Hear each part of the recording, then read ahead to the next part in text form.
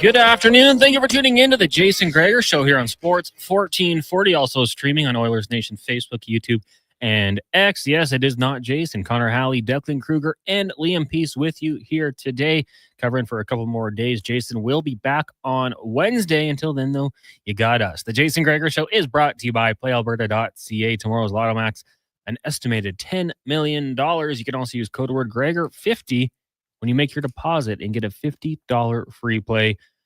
Use your game sense at playalberta.ca. Lots to get to on this show. This was an absolutely crazy weekend in the entirety of the sporting world. Maybe sans the NFL until this morning. The Pro Bowl happened, but who cares about that one? Myles Garrett requesting a trade out of Cleveland. The Edmonton Oilers fall to the Toronto Maple Leafs, allowing 3 goals in the first period. Couldn't quite get back into that one. They were close, a couple inches away from tying it up. John Klingberg, unfortunately, was offside. The Oilers now turn their attention to 2 games, 2 nights, as they head to the Midwest, taking on the Hawks and the St. Louis Blues in the NBA. Maybe the biggest trade in a lot of people's lifetime? I guess maybe not. A lot of you probably were there for Gretzky. That's going to be the one that sticks out to everyone the most, especially here. But Luka Doncic going to the Lakers, insane. I think more associated with a running mate and De'Aaron Fox after he was traded from the Sacramento Kings. We'll get to that. There's tons to talk about here on this show. Of course, the text line is 1-833-401-1440. The eWell inbox. Score your power play partners or with your power play partners at eWell. Get all of your electrical needs at ewell.ca with 24/7 ordering and shipping in Edmonton and across Alberta. On the show today, we will be joined by Ryan Kennedy from the Hockey News. We'll recap Saturday night's loss to the Leafs. Get his thoughts on Four Nation, also the trades happening in the NHL. There was another one Friday night. We had JT Miller on the move to the New York Rangers.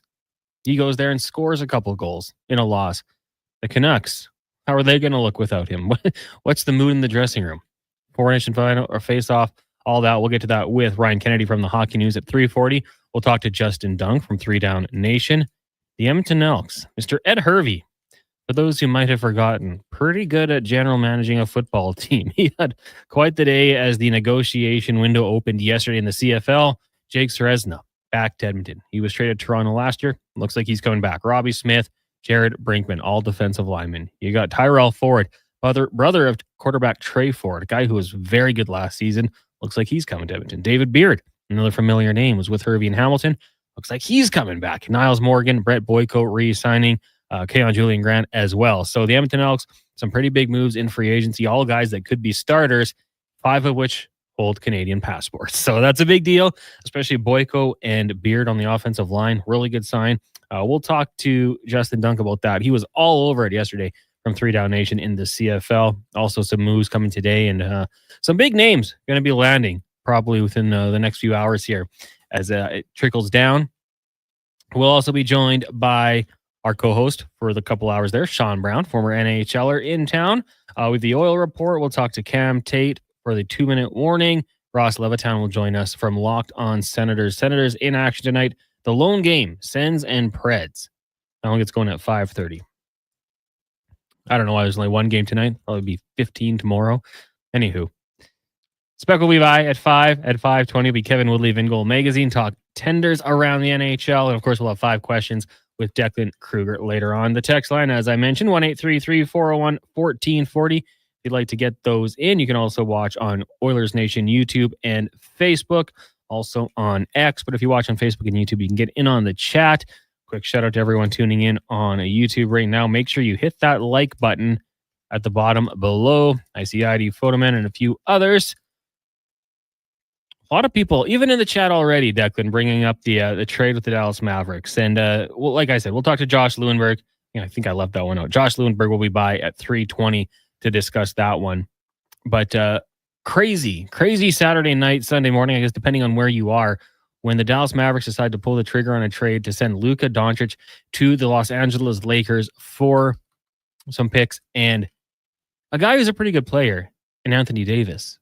But the way the reaction has been, it seems like he's kind of getting a little bit, I don't know, downplayed with what he can do. He's 32 years old. Luka's a whole lot younger. But my question to you, and maybe it's been discussed a little bit already, What was the most surprising trade in all of sports that you've ever heard? Like you're sitting at home, you look down your phone, you see the trade, or maybe it's back in the day, you're watching TV, you see the newspaper, and you're like, I never saw that one coming because Declan, one that comes to mind for me, you and I were down the dial working a NFL draft show, and AJ Brown got traded to the Philadelphia Eagles. Now, this is not near some of the other big ones, but you and I were both shocked. I can remember Tyreek Hill getting traded. Those types of moves. Let us know 1-833-401-1440. What stands out to you? Lone Star Len says, maybe being a Cowboys fan taints my history, but the Herschel Walker trade, not only was it huge, they had to change the rules to how to trade in the NFL. How about Ricky Williams with the New Orleans Saints trading their entire draft class to get him? I mean, it's wild to look back at it now and just think how much teams in the past, like, look at the Commanders this year, draft class was massive. Look at as a biased Chargers fan, they had 2 fifth-round picks starting at corner. Like, to trade your entire draft class for one player and a running back, wild. Dave says when Ricky Ray was traded to the Argos, yeah, that's a good one. Did not see that one coming. I wanted to believe in, who was the quarterback they got back? Steven Giles. Wanted to believe in him, but he was not Ricky Ray. Cameron Otwell says Chris Pronger out of nowhere. Yeah, that'd be another one. He left as quickly as he came. It was just here for a year, take you to the Cup final, almost win it all, and then head down to Anaheim and win a Stanley Cup. Declan, your thoughts on that trade, and also just when it comes to this shocking trades in your lifetime, does anything stand out? The answer is this one. And I said this on Low Tide's show. I said it to some friends. I honestly don't think I'll see a trade like this ever again in my life. Luka Doncic is 25 years old, coming fresh off a finals appearance. He has the 3rd highest points per game average in NBA history. How about this one, Connor? Luka Doncic has more first-team All-NBA selections than Dirk Nowitzki, Steph Curry, David Robinson, Kevin Garnett, Moses Malone, Nikola Jokic, by the way, Bill Russell, Allen Iverson, Steve Nash. He is 25 years old. And this is a guy who has the legitimate chance to be the face of the league for years to come. He's now obviously playing in LA, and that's going to work out huge in his favor. He is as good as it gets offensively on a basketball court. Defensively, obviously, we have issues. I know the Mavericks have some issues with his weight. This is the correct answer for me for the most shocking trade I've seen in my life. But I'll tell you another one to give you a different answer that really hit home for me. After the 2007 season, when Kerry Joseph was traded to the Toronto Argonauts, that one broke my heart. That one will always stand out to me. Yeah, you can let those roll in here. 1-833-401-1440. Going back to Saturday night, the Edmonton Oilers, as we talked about, wasn't necessarily the start they would have wanted in Toronto, taking on the Maple Leafs. That's 2 straight they've dropped. 2 games that have to feel like they let get away. The Red Wings game as well obviously goes to shootout. You know, I'm still of the belief whenever the Oilers go to overtime, they should find a way to win with the talent. They couldn't get the job done. Lose that one. Lose to the Maple Leafs. 3 goals in the first period. Open it up. The text line, 1-833-401-1440. Vent. Let me know what you're feeling about the Oilers. I know Stuart Skinner took it on the chin a little bit for that performance. The rebound control maybe not quite up to standard with what you want. The 3 goals is tough. You know, 2 goals, in my opinion, you're down 2-0 after the first period. You just need to get that 1 goal. You gain back the momentum. For the Oilers in that one, 3-0 after 20 minutes is tough. That being said, they were right back in it. I mean, they had an opportunity to come back and win the game. They should have forced overtime. It was just slightly offside. John Klingberg, unfortunately, on Leon Draisaitl's, what would have been his 37th of the season. Love to see the battle back. You just think of the kind of the killers in that game. We always talk about it, goals in the first minute or last minute of a period. Mitch Marner getting his 16th of the season, just 18 seconds into the 3rd period, a backbreaker. Especially when, you go into that period thinking, hey, we're just 2 goals back, 1 shot, we're right back in this. That was tough. Hyman and Perry score those goals, timely goals for them, but unfortunately, just you can't overcome 3 goalies in the NHL with ease. It's very tough to do so. Propane P says, if you watch the Oilers game on Sunday and thought the Oilers could cover an injury to Ekholm or Nurse internally, I'm not sure you watched the same game. Oilers need 2 out of the top 4, and it was painfully obvious. Yeah, Low Tide even asked me about that. Like, can Klingberg be enough? I don't think so. I think you need to add a little bit more. And if it's someone who Klingberg battles for playing time, then, that just benefits the team. It's a good situation for the team. But I don't think you can just rely on that. Like, I think the Edmonton Oilers still need to go out there and find a way to bolster the blue line. Andrew says, I'm not sure why people are worried about the loss. They come back from 3 goals against one of the NHL's top team with a bug going through the room. Not only 3 goals down, but dominate the ozone possession and shot totals show how good this team really is. Yeah, I mean, they certainly were peppering Wool with the shots. The total here, I'll scroll and find it, but 48-28. Well, I mean, I don't know how many great opportunities they had. Wool was big at the end of the game, but man, he was playing quite well. I guess it depends on your perspective, Andrew. Some people, anytime there's a loss, they want to blame people and make change, and that's fair. Some people maybe want to take a look back and say, hey, factor in a lot of things. Flu going through the room, 3-goal deficit. They battled back, showed some really good character there. To me, it's always about how you respond. They'll have 2 games in 2 nights. If there is a flu going through the room, that'll be tough. Fatigue will play a big factor in that one. But let's see how they respond in this road trip. Curtis says, I don't care about Skinner's numbers. They're inflated by how good the Oilers are. The Oilers are always trailing, and it's harder and more taxing to play. Conrad in Idaho. Hey, thanks for tuning in from Idaho. While I usually hate the offside review, this one was pretty obvious. What changes do you want to make the rule? Time?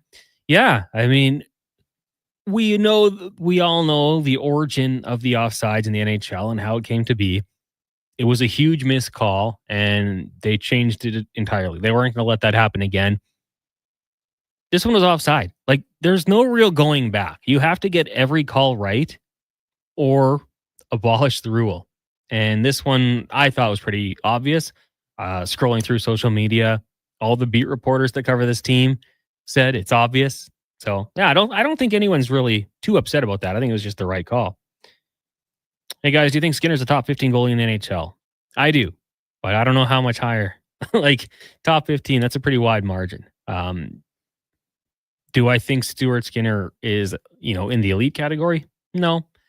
I think he can win games with him, but I just think, consistency matters. He still has a little bit tougher games.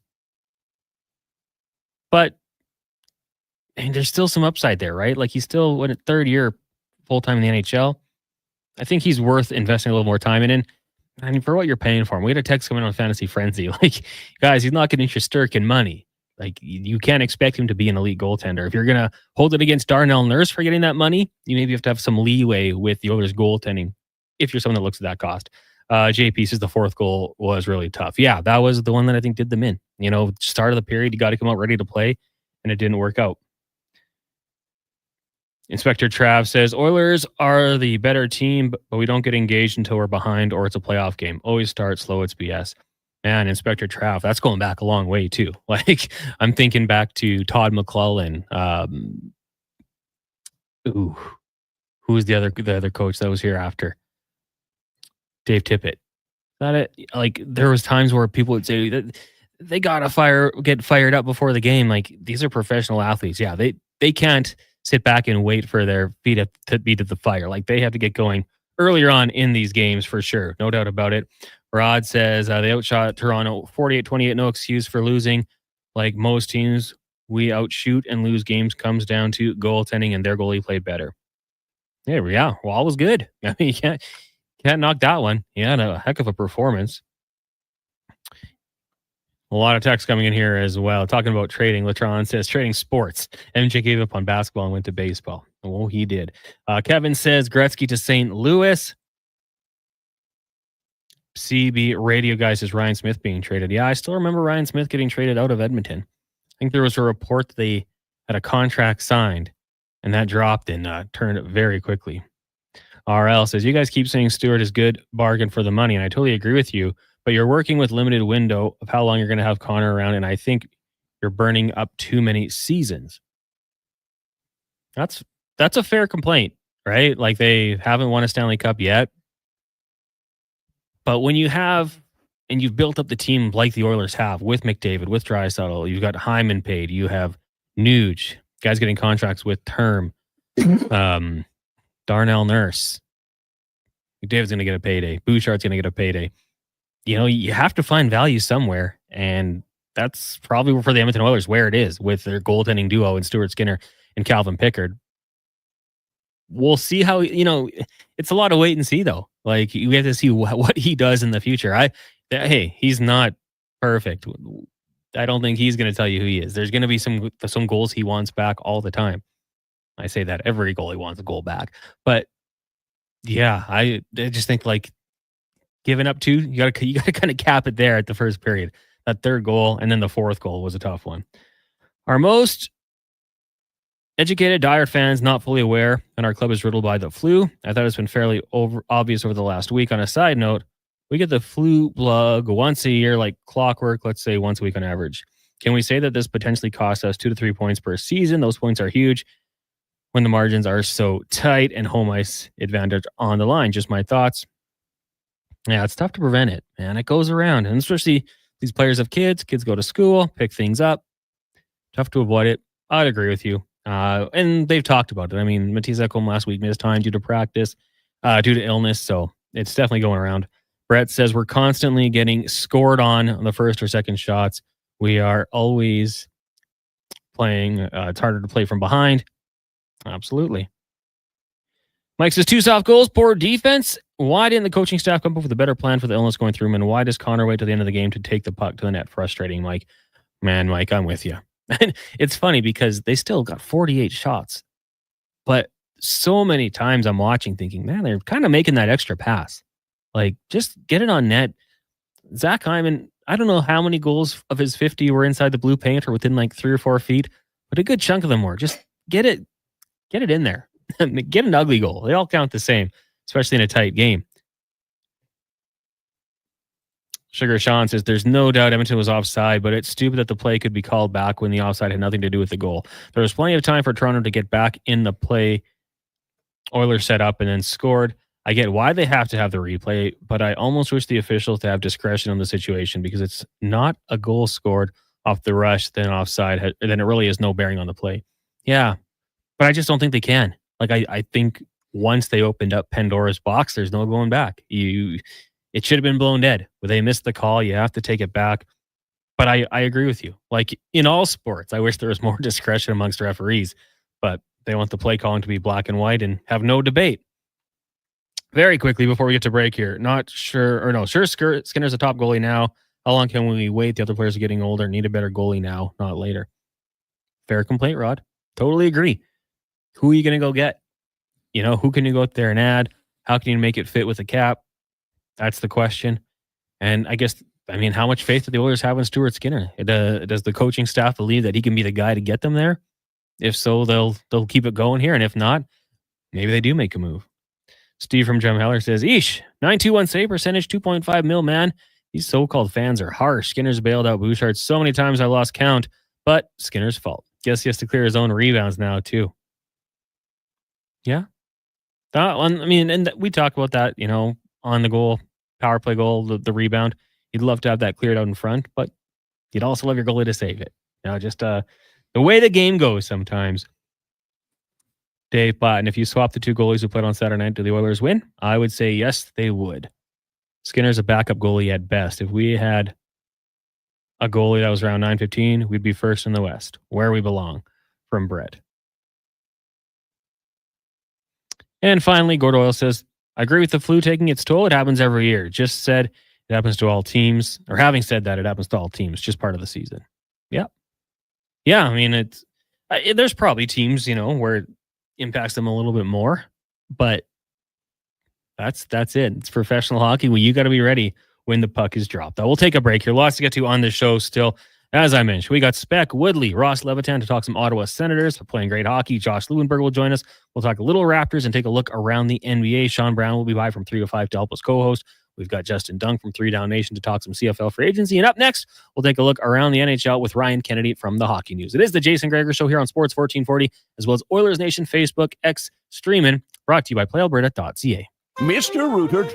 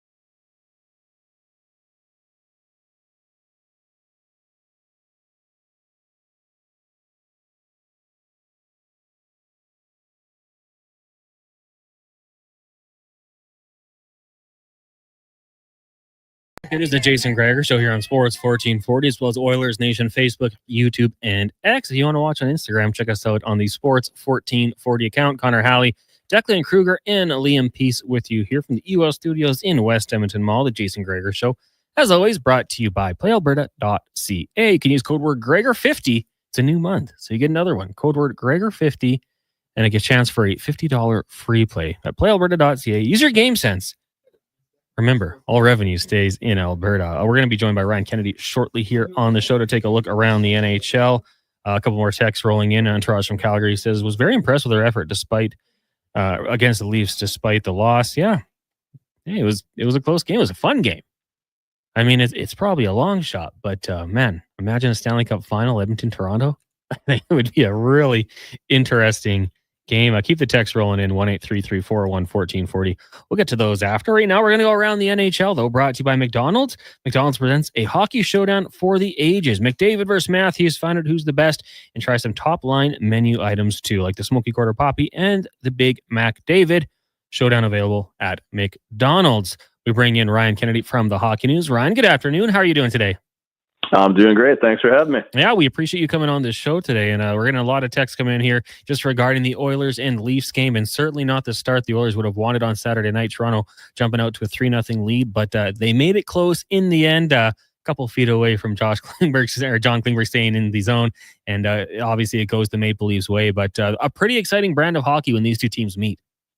It really is. And, the fact that you have so many of the NHL's elite players, particularly forwards, also helps. But I really think that, the pace that both teams play at and the fact that you have these goaltenders that can make incredible stops.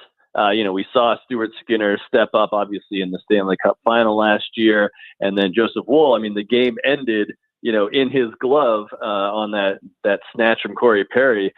You're going to get some exciting hockey, and obviously two teams that are not going to give up. They both want those 2 points. We had some people texting in just, about the offside, and it'd be nice if refs could use discretion on plays that, are a little bit longer, or, if a goal not right off the rush. But I kind of think the NHL has no choice there. I mean, it's pretty black and white. If an offensive or an offside call is missed, they have to overturn the goal. Yeah, and that's the thing, right, is it goes back to that egregious offside miss on the Matt Duchene goal years ago. And then things, for me, it's kind of overcorrected where I don't mind the human element if, a player's skate is just over the line, but it's a black and white rule. And I appreciate that it's a black and white rule the same way that for me personally, I don't mind the puck over the glass penalty, because if it happens in triple overtime, well, then it's a penalty. If it happens in the first minute of the game, it's also a penalty. I don't mind that consistency, but I can understand how it could be aggravating. Ryan Kennedy of the Hockey News joining us here on the Jason Gregor Show. Connor Halley sitting in. So from your perspective, when you watch that game, heading towards the trade deadline, is there anything you think the Oilers should be specifically targeting in terms of positional need? Well, I would say, offensive depth. We know they have the high end. That's not an issue. But when you get to those bottom 6 lines, especially where, you have a player like Corey Perry who's still effective, but at this point in his career, when you think about a long playoff run, you get into that war of attrition. And obviously Jeff Skinner was supposed to be a depth piece that hasn't really worked out the way they thought. I thought maybe Brandon Saad would have been a great option for the Oilers because of his size and his experience, and the fact that, maybe he hasn't put up a lot of numbers recently, but we've seen it in the past. Obviously Vegas snapped him up, but I would like to see, maybe a top 9 forward for the Oilers. I think that would really help them. When you look at the trade over the weekend, sending JT Miller back to the New York Rangers, he's played 2 games. He's got 2 goals, 4 points. He's throwing hits around. He looks like a perfect fit, almost seamlessly back with the New York Rangers. Did you think the return was enough for the Vancouver Canucks? I didn't. I feel like, we knew that Vancouver had to trade either Miller or Pettersson. It was going to be one of them. But at the same time, New York was really struggling, and they'd started to put things together, and that's great, but they're not a playoff team right now. and we thought they were going to be going for the President's Trophy again. So for me, like, I don't think, the Rangers had that much leverage. Like, they needed to make a trade as well to make sure they could fortify. And we know they wanted JT Miller. We've been talking about it for months. So I was thinking they could have got more. I know there was the salary retention and the lack thereof, as it turned out, and that's all well and good, for Vancouver's books, but the cap's going up. So and Philip Hedl has been, he's been good, but I would have liked a little bit more. Maybe, a young defenseman like I know Braden Schneider had been talked about at one point, and I know the Canucks really liked him. So for me, I would have said, like, okay, well, we're giving you the guy you want that could turn your season around. You gotta make sure that we get something good in return. Yeah, I mean, I really like JT Miller. I know the Vancouver Canucks had to make a decision, and the contract for Pettersson might have been tough, but just thought they might be able to get a little bit more. Now, on the flip side, sticking out in Western Canada, the Calgary Flames, great trade with the Philadelphia Flyers, bringing in Farabee and Frost. Do you think they can hold off the Canucks, and can the Flames be a playoff team this year? You know what? Like, watching the Flames on the weekend, even though they didn't win against Detroit, they didn't play bad. Like, Cam Talbot played really well for Detroit. I kind of feel like maybe Calgary can do it. Like, you look at their veterans, like a Nazem Kadri, like, that's a guy that doesn't give up, right? Like, he's a great two-way player. Huberdeau's having a great year for them. And then, bringing in Farabee and Frost, Frost has already made an impact on the score sheet. Farabee's got a great motor. To me, it was almost like, saying to that dressing room, we believe in you guys. We're not going to subtract. In fact, we're going to add. And, dealing Kuzmenko, I think that was a great move. He's the type of player that's extremely streaky. And I don't know if he's a playoff style player or even a down the stretch kind of player. So for Calgary, like, I wouldn't be surprised. I think they've put themselves in a very good position. Now, jumping out east, one of the teams I'm really intrigued by, we're actually going to talk Sens later on in the show, but right now they're sitting third spot in the Atlantic Division. It's really tough because, Boston, Tampa, Detroit, all right there, but the Sens have won 4 in a row, 7-2-1 in their last 10. If I had to ask you who you think the three teams to, finish top 3 in the division, who do you think it'll be by season's end? Yeah, you know what? I wouldn't be surprised if it's Ottawa. They're having success, even though they're a little banged up as well. Levi Merilainen has been an absolute revelation in net, and I'm not saying he's the long-term solution, but the advantage is NHL teams don't have a book on this guy, and you can ride that streak for a while. And then obviously when Ullmark comes back, you've got a really nice battery of goaltenders, and you do have that young core led by Tim Stützle, Brady Tkachuk, Drake Batherson, Jake Sanderson. They're hungry, right? Like, they're hungry for wins, and they're going to have their legs heading into March and April. Whereas with Boston and Tampa, I mean, those two teams have played a lot of hockey the past few years, and they're a bit older teams. I don't know with Boston in particular, I don't know if they have the firepower to keep up. So for me, I would think it's probably going to be Florida, Toronto, Ottawa. And then, interestingly enough, I wonder if that division gets both wild cards, unless Columbus keeps at their level. But it's a very interesting fight in the middle of the Eastern Conference. Yeah, it really is. Ryan Kennedy from the Hockey News joining us here on the Jason Gregor Show. Connor Halley, Declan Kruger sitting in for the vacationing Jason. Ryan, we're a couple weeks away. Maybe a week and a half, right? Before we get to the Four Nation face-off out in Montreal and Boston. If you had to power rank the Four Nations competing, how's it looking 1 through 4?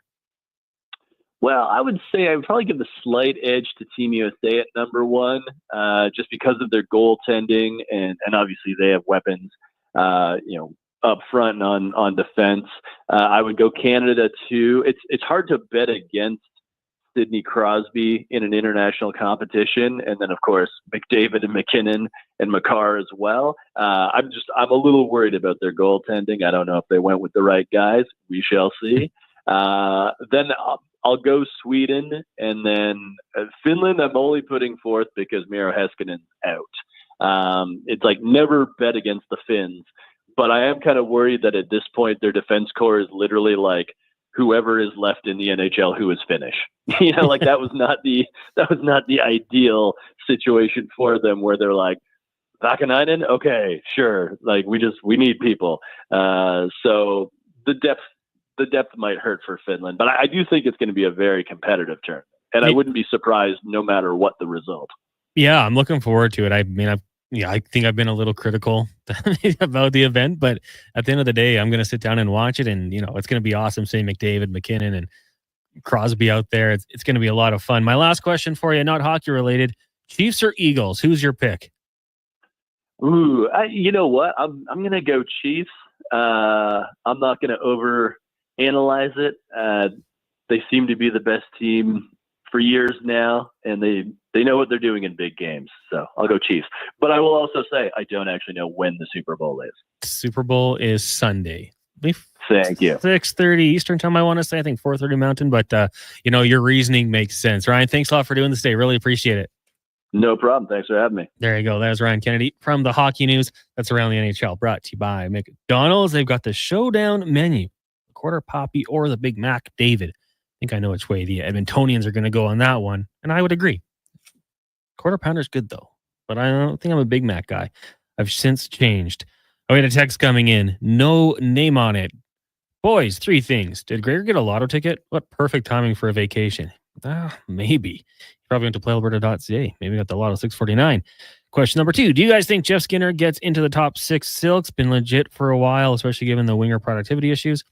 I think they'll give him one more look. You got to try something. Number 3, you need to get over to Galaxyland Food Court and try the Primetime Smash Burger. Wow. Nothing says supporting Canada like a Donair poutine and Smash Burger combo. I like supporting Canada. I'm going to have to take a walk over there. Went to the dollar store today. That was our walk, Brandon Douglas and I, earlier on. Hoggy? Is that how I say your name? If the play was reversed and it was Toronto being outside, we wouldn't be sitting here saying, well, I don't have anything to do with the play. The goal count would be as offside. Might be voice to text. Be better, Edmonton fans. You guys are so fickle and one-sided, and look at the game as a whole, not just as an Oilers fan. Yeah, maybe. I mean, it's an Edmonton fan base. They're probably going to be more concerned with their own team. I think most people would agree, although you'd love for a little discretion from the referees, you can't have it. Like, it's just got to be black and white. Keep it as simple as possible. Titan says, I've been a Skinner supporter, but to me, it's starting to become evident that management isn't looking around for another goalie. I would have some concerns. Not many better options out there. Tough position for the Oilers. Yeah, I mean, geez, the best situation is in-house, and that's just that you get a little more consistency. Rob says they can amend the rules so that a goal scored within 10 seconds of the offside will be subject to a challenge. Anything beyond that will count. Yeah, but if it's 10 seconds and possession never changes and the play was offside, like, in my mind, it should have been called offside. The refs made a mistake. We know refs make mistakes, and people like that about sports, but the NHL has said they don't want that. So, yeah, I don't know. I think it's kind of tough. Hey, boys. Do you think the Oilers' 3 shooters they had in the shootout were just messing around? They were plain pitiful. We talking back on Thursday when Nuge missed? Maybe. If I was commissioner for the day and there was no going back on video review in regards to offside, my correction would be eliminate linesmen from calling offsides altogether and review every goal. I mean, hey, if you do it quick, you have to go back and find the zone entry and when it happened just to make sure. It'd be like the NFL reviewing every single touchdown. G says, the Oilers don't have a good record allowing 3 goals in the first period, so we're just practicing so we can get better at it. Signed, Knobloch. Steve from Drumheller, I'm not sure why the offside is in question. If you move it to more refs' opinion, then it'll always be questioned. Refs hate it enough. I'll keep these texts rolling in here. 1-833-401-1440. We'll take a break here. When we come back, we're going to talk a little CFL free agency as the window opened up to negotiate yesterday. And Ed Hervey was certainly all over it. He's active. He's building up the team the way he wants to do it. We'll discuss that next year on the Jason Gregor Show. Connor Halley, Declan Kruger, Liam Peace with you, coming to you from the EUL studios here in West Edmonton Mall on Sports 1440 and streaming on Oilers Nation Facebook, YouTube, and X, brought to you by PlayAlberta.ca. Bringing every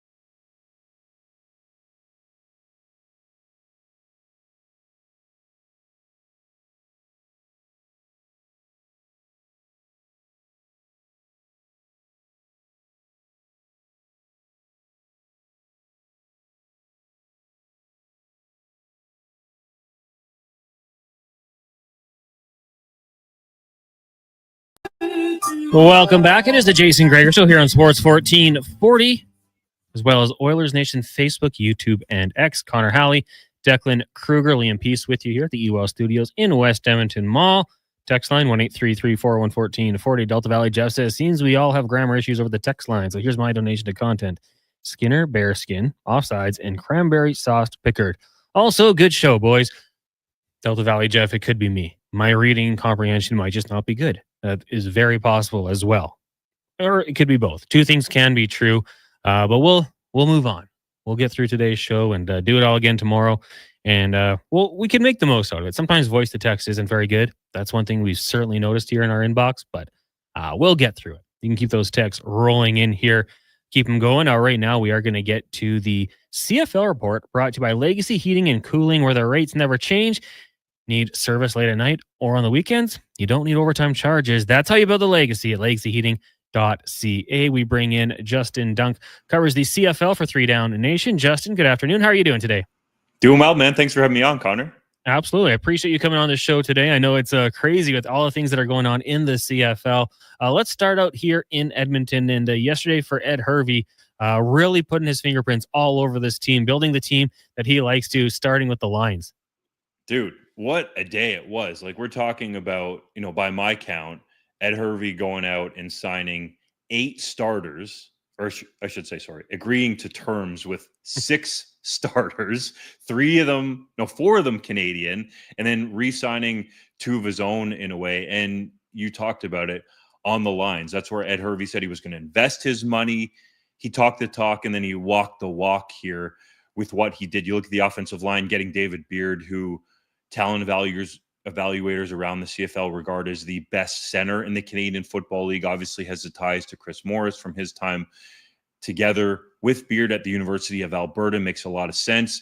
They wanted to survey the tackle market a little bit. That's why they released Brett Boyko and then decided to bring him back. Ultimately, that they were better with him at one of those tackle spots. And also as a Canadian, I think that helps boost them. And then on the defensive line, they go and bring back Jake Ceresna to Edmonton. It should be noted he took less than what he had on the table from the Toronto Argos based on what he heard. He had $240 at least on the table from Toronto. It took $225,000, I should say, to come to Edmonton and rejoin the Elks. They continue to raid the Argos defensive line, getting Robbie Smith, an outstanding Canadian who's on the rise, about to enter the prime years of his CFL career, and Jared Brinkman, who's a disruptive defensive tackle.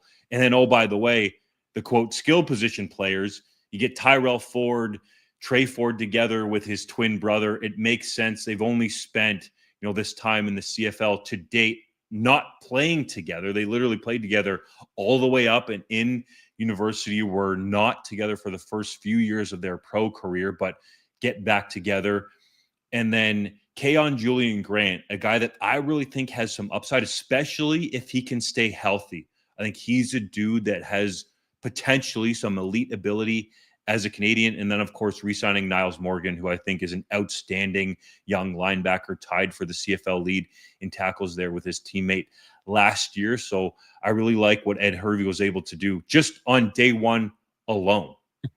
Yeah, I mean, Niles Morgan, he's always around the football. And Jake Ceresna coming back, I didn't know he had more money on the table elsewhere. What do you think that says about, the belief in this organization from potential free agents, especially having Ed Hervey back?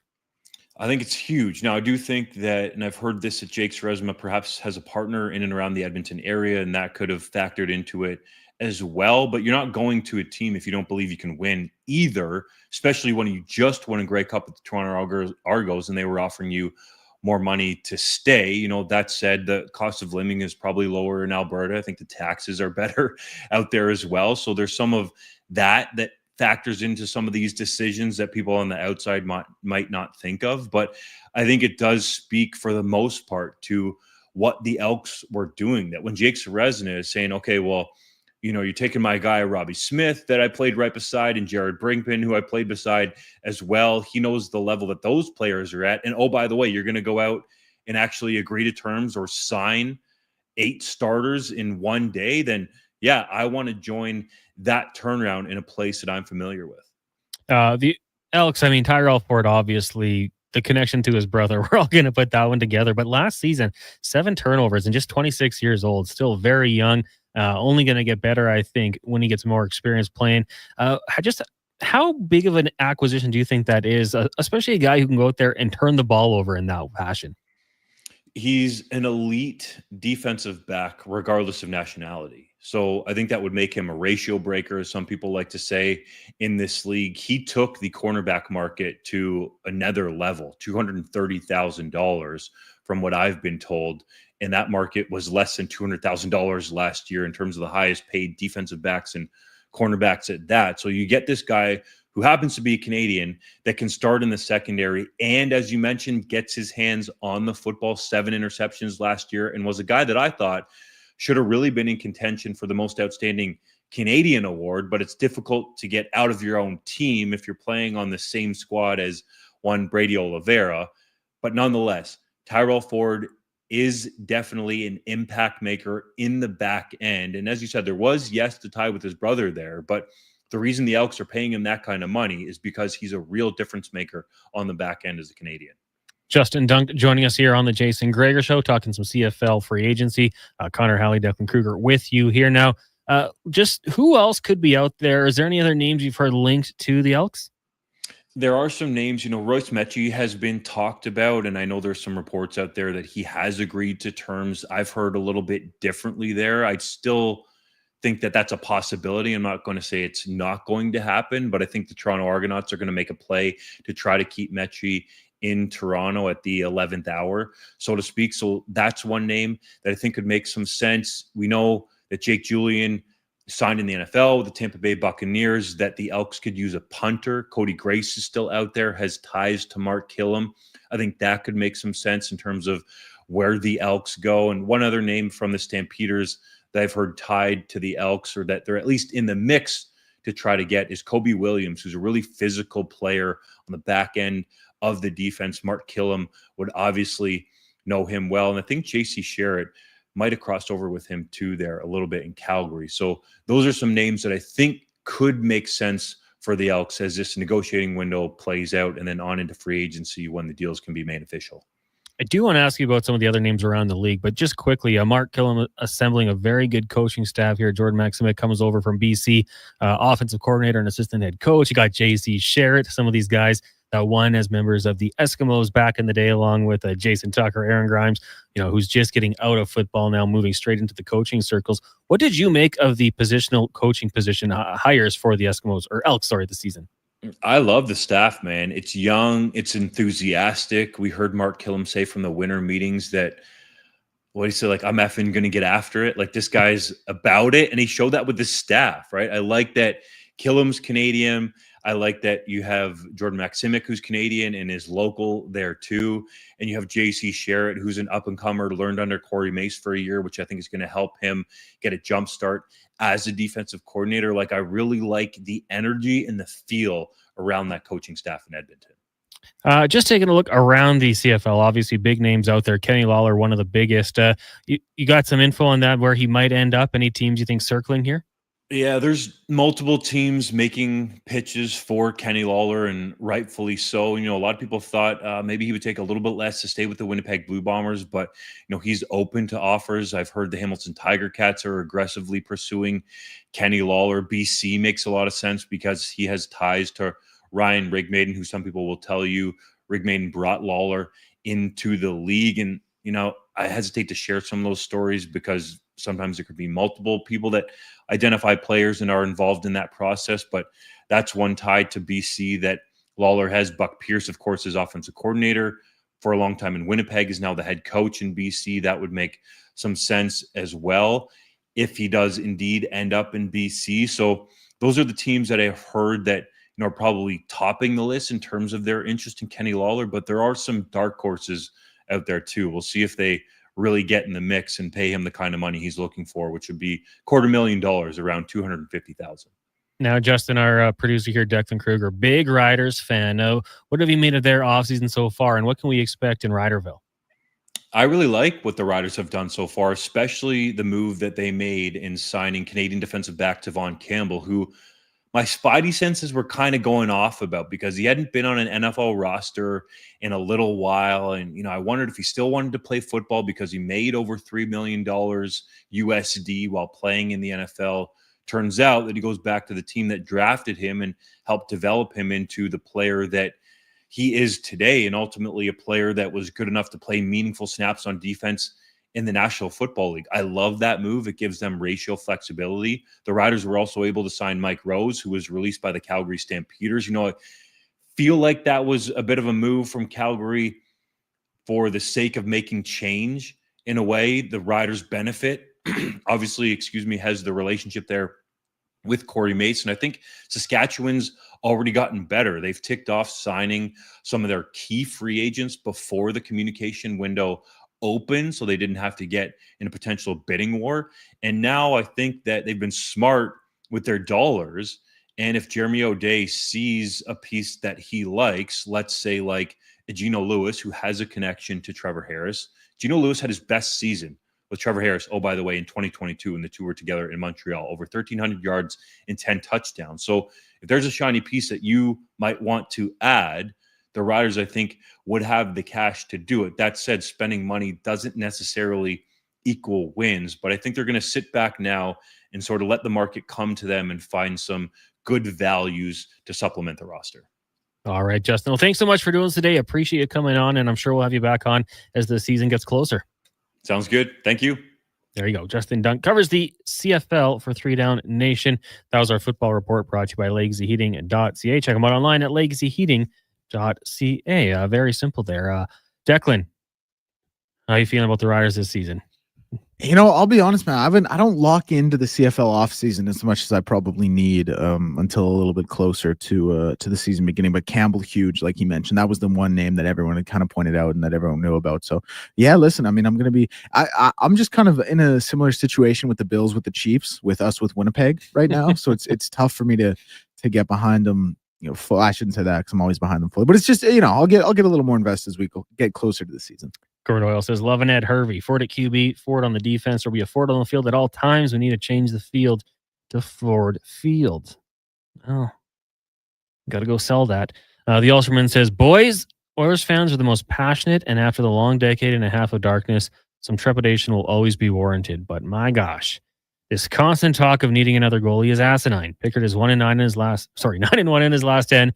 Stu gets the breaking needs and has shown down the stretch he just gets better. In this tandem took them to within a goal of the raising the Stanley Cup last year with some pretty significant injuries. Yeah, hey mate, that 2-week stretcher, might be good for Skinner. Couldn't hurt. It'd be good for a lot of guys when we talk about that. This text, no name. I think talking Riders. We just need a receiver and we're making the playoffs. Definitely stacked. Or could that be the Elks? Got to clarify on that one. Let's take a break here. When we come back, Sean Brown, former NHLer, will join us. But right now we're going to get to a Sports 1440 update brought to you by Legacy Heating and Cooling. They're hiring HVAC installers and plumbers. Starting bonus to the right candidate. Strong benefits. RRSP matching tuition reimbursement. Apply today at legacyheating.ca. Here is Declan Kruger. This is the Sports 1440 update. And for your Sports 1440 update.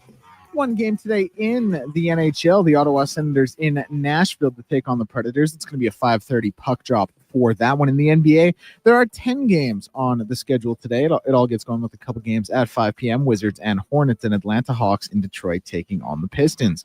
Nationally televised games today, we'll see the Rockets in New York taking on the Knicks and Orlando and Golden State taking on the Warriors. News around the sporting world is star defensive end Myles Garrett. The NFL's reigning Defensive Player of the Year has requested a trade from the Browns. His quote was, "While I've loved calling this city my home, my desire to win and compete on the biggest stages won't allow me to be complacent. The goal was never to go from Cleveland to Canton. It has always been to compete for and win a Super Bowl." Islanders forward Matt Barzal is out indefinitely with a lower body injury, the team announced today. This comes after he missed New York's most recent game on Sunday with an undisclosed injury, and the Isles did not say how he suffered this ailment. More hockey news. Ottawa Senators forward Josh Norris will be out of the lineup for a few weeks after sustaining an injury in Saturday's 6-0 win over the Wild. Norris left Saturday's game with 5 minutes left in the third period after taking 2 big hits from Jacob Lacho and Declan Chisholm. Prior to departing, he recorded a shorthanded goal, 2 shots, and 1 hit in 16 minutes of ice time. I'm Declan Kruger, and this has been a Sports 1440 update.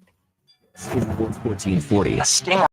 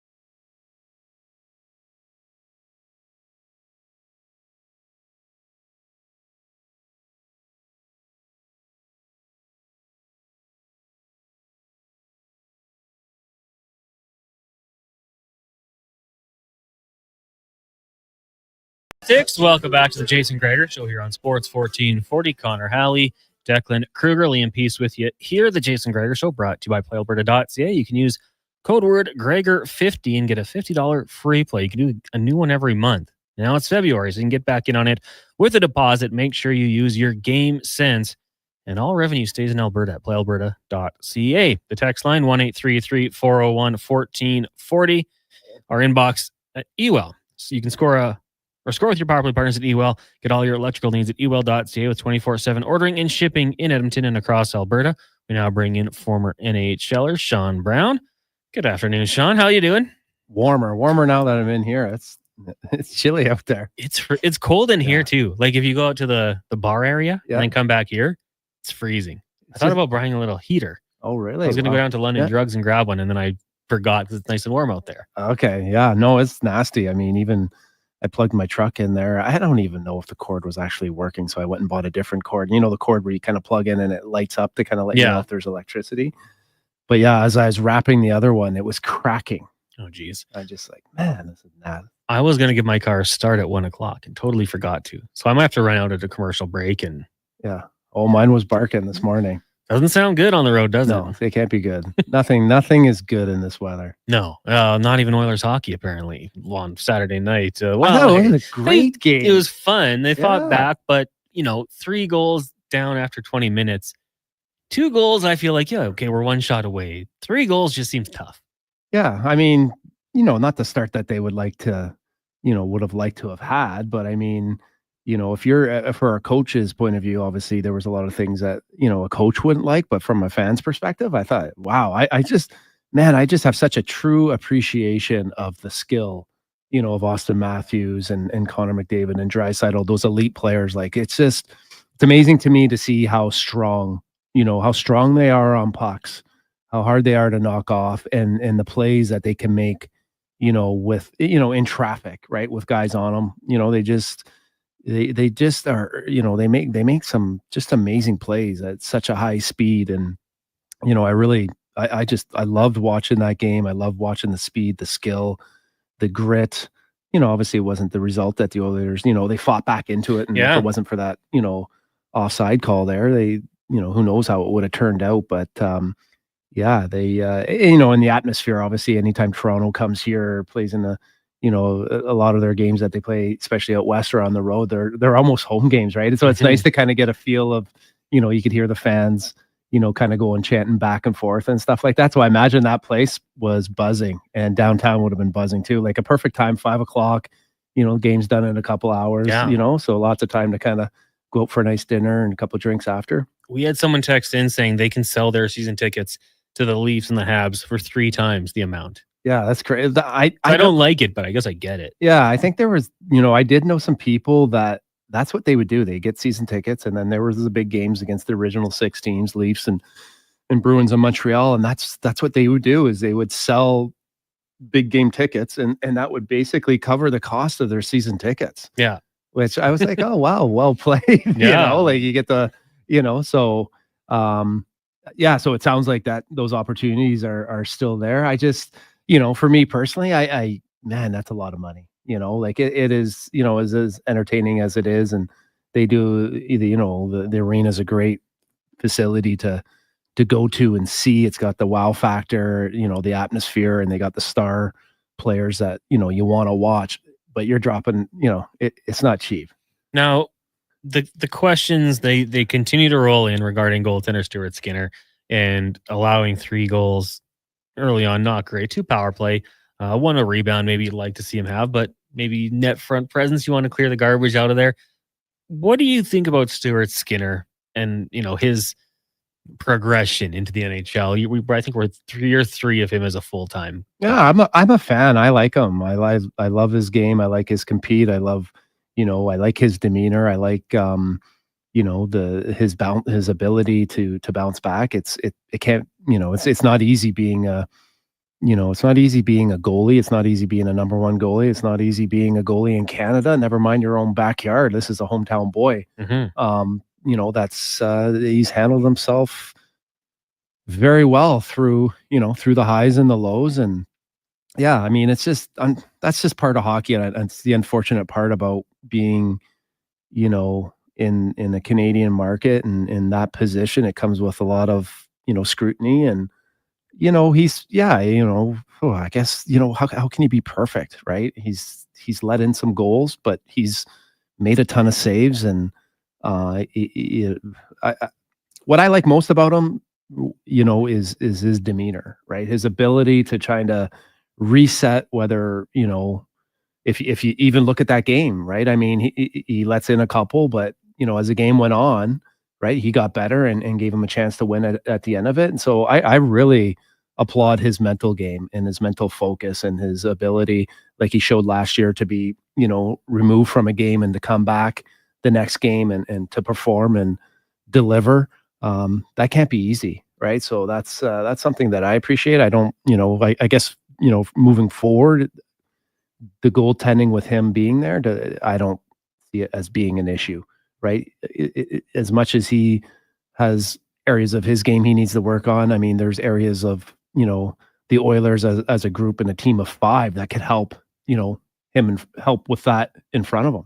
Yeah, I saw a stat last year, and it was like Stuart Skinner after loss, 15-4-3, 9-2 save percentage. Like, he seems to respond well. We'll see what happens in the next couple games here. Obviously, he and Pick are going to split the starts with the Chicago and St. Louis games. Yep. But yeah, I mean, we're starting to see more and more questions about him. And now I thought that goal in the fourth period, was it 18 seconds in, 16 seconds in for Mitch Marner? Like, that had to be a little bit deflating.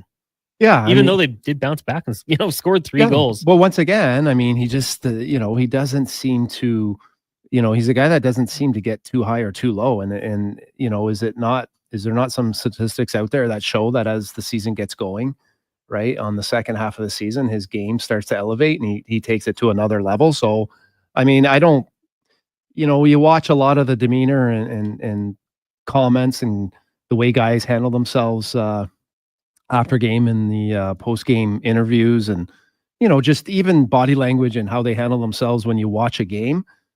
I don't get the sense that, you know, when he's in there and certain goals are let in, that anyone's like, oh boy, here we go. Yeah. You know, like I think he's got the confidence of his coaching staff. I think he's got the confidence of his team. You know, it's just you know, you're playing against you're playing against some good teams and some good players that, you know, they're trying to score too. So he looks to me like he's, you know, take it, you know, from a guy that's not a goaltender or anything like that, but, you know, he looks to me like he's in position, and he looks to me like he's in the position for the next shot too. So he looks very controlled, and, you know, he's a big guy. He covers a lot of the net, and there's a lot of other things he does well. But I think until he actually wins a Stanley Cup, but unfortunately, this is how, you know, he's going to be measured up. I mean, if he won the Stanley Cup last year, do we have any questions? Are we saying anything? Probably not. Right. But I guess some people definitely would still. Yeah. Just at the end of the day, I think that's probably the easiest position to kind of come down on, right? Because ultimately he's the one making the last mistake, but we're not seeing the forwards in the neutral zone. We're not seeing the forwards in the offensive zone or the defensemen, you know, what they're actually doing either, right? It just, a lot of it falls on him at the end of the day. He could walk on water and they'd say it's because he can't swim or something. Yeah. Stuart Skinner on the season, 1912 and 4.271 goals against, average save percentage 902. It's funny, for a long time we said they just need 900 save percentage. Like when they weren't getting it, that's all they need. Yeah. Hey, they're first place in the Pacific. Yeah.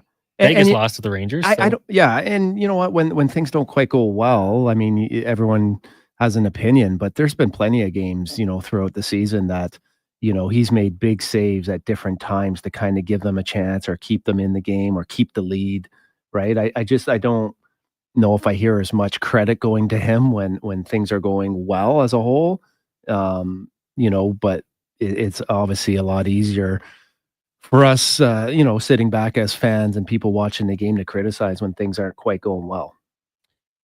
We had a few people talking about, you know, potentially a flu bug going around, kind of going through the team. And I feel like it happens once or twice a year. We hear about it going through the room. Like when that happens, you've been in rooms, I'm sure, where like it's almost inevitable with water bottles, travel, everything. You're around each other. Like, do you kind of have that fear like, oh crap, I'll wash my hands as much as I can, but this just might take me down? Yeah, it's at the end of the day, they're human too, and they got kids, and there's a lot of people that are, out in the community. It's just it is what it is, right? So I mean, the NHL probably has, with the amount of training staff and helpers that they have there. I mean, you've been down in that rink and you've been in the dressing room before. I mean, the staff do such a great job of, washing out the water bottles and everything's clean and taken care of. But at the end of the day, like I said, I think that they're human and, get run down, get sick. Kids are going to school and bringing different types of germs home. So you try to avoid that the best you can. I mean, it just is what it is. I mean, I've been on lots of teams where, yeah, when that starts creeping in there, I think as a whole, you kind of know, okay, let's start to drink a lot of water. Like you said, wash your hands, and, rest is important. Sleep is important, right? Because obviously if you get run down, it just makes it a lot easier to get sicker. Remember that cold FX? I do remember was that. around for a Yeah, while. they were like doing a study. I remember that back when I was playing with the Oilers, they were doing a study. I think half of us were on it and half of us weren't on it. And it was like, who wants a flu shot and who doesn't want one? I was like, I'm not a guy into taking pills. I'm not a guy into taking needles or anything like that. If I feel like I'm getting a little tired or run down, just go to bed a couple hours earlier. Yeah. Take some NyQuil. Well, I was going to say I love NyQuil. I love NyQuil. I do too. Because you know what? I used to take Ambien, like especially for back-to-back games, right? Yeah. Where you just, it's hard. You get yourself kind of revved up, and then when the game's over, it's hard, come down because you're thinking about the game and woulda, coulda, shoulda. It's tough, right? Yeah. And so, you're on the road, and then flying too. If you got to fly somewhere, my anxiety's through the roof. So it takes me quite a while to come down. And so quite a few guys would take Ambien. And like I said, I don't want to be taking a ton of pills, but I would take half of one. And that was just like, you could feel it coming. Yeah. And, you would have, but I was like, this isn't good, because if you took one, I only took half of one, but I could definitely feel the next night it was a little tougher to sleep. Yeah. Right. And so I didn't want to get hooked on that, where, so the odd time, now obviously I don't take Ambien or anything like that. And the odd time, if I feel like I need the guarantee sleep, I take a little swig of the NyQuil. I like when Ashley would be like, you don't have to finish the bottle when you start. I'm like, well, I want to make sure I beat this cold. So, but yeah, when you get that feeling where you're just about to fall asleep, like, Yeah. good NyQuil nap. Yeah, it's the job done. No Matthias Ekholm in that game on Saturday. I think that's something that no one's really brought up. But without Ekholm, like, it's a different team. He's a very good player. Yeah, you didn't realize, or, I guess you do realize how big he is. I mean, he's, the top pairing defenseman, but, I noticed that in that game, right, you start putting guys in situations that they're not normally used to. And, you're kind of hoping with the short, in a short period of time that you can kind of fill that hole. But, you could see, the poise, the ability to make that first pass, to defend quickly, the good stick, the skating ability. There was just a lot of things that you could see that he brought to the Oilers that they missed, especially playing against, a skilled team like the Toronto Maple Leafs there, where, skating, defending, big stick, moving the puck quick, getting the puck to, because he's typically on with the best players and getting them the puck in the right situations. Mm-hmm. Yeah, you could see they missed him. But it was also, it's in another way. I mean, it's a good opportunity for Stetcher and Emberson and Klimberg and different guys to kind of, it's like, to step up in a big game, big situations, to kind of see, where their game's at. And, it's, I don't think they failed miserably or anything like that. I think they all had their moments. Another guy that I think was expected to do a little bit more was Kulak too. And I was interested to see, where he was, and I thought they all did well, but they missed the big man for sure. Yeah, absolutely. Yeah, we'll take a break here. When we come back, get to more of your texts, 1-833-401-1440. Still to come in about 20 minutes, give or take. We'll go to Toronto, be joined by Josh Lewinberg, discuss the big trade in the NBA. Brownie, we'll get your thoughts on that as well. We've got Ross Leviton talking Ottawa Senators, as they're the only game tonight. Sens and Preds, and Ottawa in that third spot in the Atlantic Division. We'll be joined by Speck and Woodley later on, plus 5 questions. It is the Jason Gregor Show here on Sports 1440. Connor Halley, Sean Brown, Declan Kruger, Liam Peace with you on Sports 1440, as well as Oilers Nation Facebook, YouTube, and X, brought to you by PlayAlberta.ca. In 1973, deep in the basement.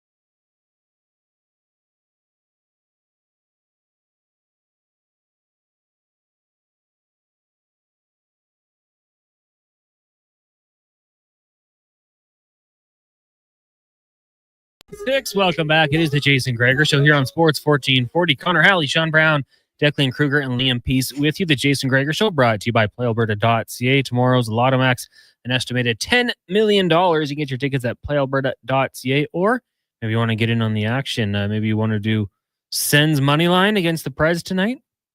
There's some basketball going on as well. Lots of basketball, actually. 10 games. You can use code word Gregor50 with your deposit and get a $50 free play. Remember, use your GameSense, GameSenseAB.ca. Stay within your limits. The text line, 1-833-401-1440. We've had a lot of people texting in about the Leafs fans and season ticket holders selling their tickets. I don't know. I kind of like I'm not going to tell anyone to do with their tickets. And if they want to sell them, albeit, cash in, get the money. But I like when you're in the building and it's like an animosity between the two sides. Like, I don't want to see you get physical by any means, but I like when you hear like the counter, let's go Leafs, let's go Oilers. Like it gives you that like playoff atmosphere. I think it's great. I think it's hilarious. There's nothing better when you sit in the stands, at an NHL game, or, I've been to games at in Boston for the Red Sox and when not so many football games, I imagine it's very similar, but when fans are kind of going back and forth with friendly fire, it's comical. It's fun, right? Now you're getting the best of both worlds. You're getting to watch, some great entertainment on the ice. And then you get to hear some banter and some guys, chirping. And as long as it's clean, right? I mean, we've all been in those situations. I've, seen some pretty awkward situations where people make some pretty awkward comments with wives or, kids around. And it's like, oh man, know your audience here, right? You've always, but that might get to be a little bit much, but it adds to the game. I mean, I'm a big Leaf fan, right? So I love it when when we played against them, you could feel when the Leafs were coming in, right? I mean, they come with a lot more media, right? So your dressing room's usually buzzing a little bit more. Everyone's buzzing, looking for tickets or extra tickets for that game. So it's a different type of feel when certain, all those original six teams come in. But like you said, it's, you could feel it you could feel it. I watched it at home on TV and I could feel it there. I couldn't imagine the atmosphere at the rink. You could see the Leaf jerseys, you could see the chanting. I think it adds to the excitement of already a good game with a lot of star power already on the ice. Did you ever want to play for the Leafs as a professional? Yeah. I mean, I would have loved the opportunity, to play, for the Maple Leafs would have been cool. I often wonder what that type of pressure would have been like, right? And when you think of Stuart Skinner, local boy, being a goalie, all the pressure that comes along with that, it's remarkable how well he handles himself, with all that different, requests and expectations. But yeah, I mean, Toronto, just listening to my friends and family as I talk to them back home, and they live and die. It's amazing to me how much they live and die with each game on whether they win or lose. I'm just like, man, it's just a game, like they're trying, they make mistakes. Like they're not even as upset as you are. Yeah. And they're playing, that's what I find amazing is like, I cared, I think, as much as anyone else, but I thought I had a hard time letting it go when I played, never mind listening to some people and how it affected their day. I was like, holy, like. I talked about this with Low Tide because like when the Chargers lose, like that's my family, friends, work, Chargers. Like it's my favorite thing outside of like, things that actually matter. And when they lose, like my night is ruined. Are you like, serious? It drains me. Like I don't watch content with the Chargers for the week. Like I can't do it. Really? They win, I'm in a great mood. So I'm not that way with hockey because I couldn't do that to myself 82 times a year. Like it would just be emotionally draining, or baseball or anything like that. So yeah, I get the passion from the fan base. Like it can really set you off and affect your mood. Yeah. Well, I don't know if I'm there on anything, to be honest with you. Nothing really affects me unless, it's my family, but sports, I enjoy it. I love it. I probably didn't really understand the passion until, I was actually done playing. and the Oilers do a good job of taking care of the alumni. And, so I go to games with my son or my wife, and, you go to the washroom and in between periods or whatever. And whether, when they're not playing well, to listen to some of the conversation in the bathroom, it was mind blowing to me how upset and passionate guys were. Right. And I was just like, well, that's kind of cool in a way to be like, you know what, that's why it's our game, and it's why everyone's wearing a jersey, and, prices are the prices is, I guess you got to have fans that are that passionate. But, I don't myself personally get too wrapped up in anything. Let's get to the oil report right now, brought to you by Volvo Cars Edmonton. You can save up to $12,000 on remaining 2024 Volvo demo models only at the 13-time Excellence Award winner in sales and service, VolvoCarsEdmonton.com. Today at practice, Matthias Ekholm was back on the ice. Kind of alluded he's been battling the flu for the week before. Obviously missed the game over the weekend. Your Lions, as they get set to take on the Blues and the Hawks tomorrow and Thursday. 6 o'clock start tomorrow, and then 7:30 on Wednesday. You have Draisaitl, McDavid, Perry, Arvidsson, Nuge, Hyman, Skinner, Adam Henrique, Kapanen, Podkolzin, Janmark, Brown, Noah Phil being the 13th man there. Then on the back end, Bouchard and Ekholm, Stetcher, Nurse, Kulak, Emberson, with Klingberg as the 7th. Going into these two games, are you good with stacking that top line, McDavid, Draisaitl? Well, I think, I think what Knobloch has shown in the past is like, that's a starting point, right? And the fact that he's kind of moved guys around at different times throughout the season for different looks and different reasons is part of, why he's had success as a coach is because he has a pretty good feel for his team and where they're at and who needs to kind of be adjusted. And I think that was one of the things he talked about in today's media availability is, Podkolzin got, what is he on the fourth line?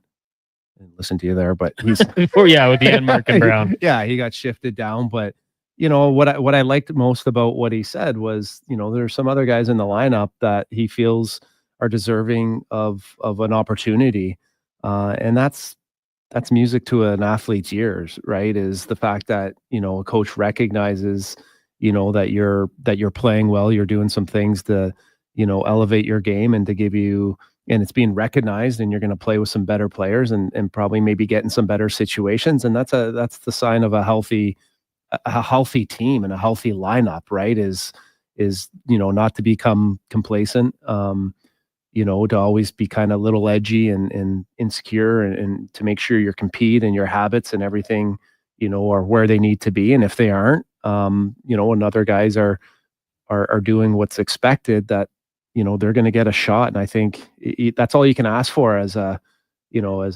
athlete, is that someone recognizes the work you put in. And I think that type of approach, that type of coaching, that's how you get a healthy team. That's how you get a team that, is going to respond. Because if, when you look at the Oilers in the last little bit and you talk about, a slow start, whether it's the first period or a mediocre second, and, all those types of situations, they happen throughout a course of the year. And this is the way a coach, tries to work his way, work some consistency and some details into the game. So the fact he's seeing that was really cool. And the fact he's saying that's, nice. The Oilers skills competition yesterday. You probably took a part in a few of these in your career? No, they never. Had, no, they didn't. What we used to do, we used to go to the West Edmonton Mall, right? Yeah. And so we used to do the autograph signing, and then we'd have that skate at the little rink there. But yeah, I don't remember doing. Yeah, we didn't do any skills competition. I think they actually opened up a practice every so often where you'd go into Rexall or whatever. Yeah. So that was always kind of, it's always different when you're in those situations. Like when you play in front of a crowd, you're not thinking about it, to be honest, right? You're in a different mindset. You get there early, you're preparing, and the crowd is the last thing you think of. But when you're practicing, you're in a different mindset. You're not as dialed in maybe. And so I remember being at the West Edmonton Mall, and I don't know how many people would actually watch, but you would skate around and you'd be more aware of the fact people are watching you. Yeah. right? And you're looking at them, and they're they're looking at you. It's just, I always found it awkward. Yeah. Awkward skating in the West End Mall, or having someone or practicing in front of people. It was a different feel than it was in a game. So McDavid, Ekholm, Janmark, and Perry did not participate.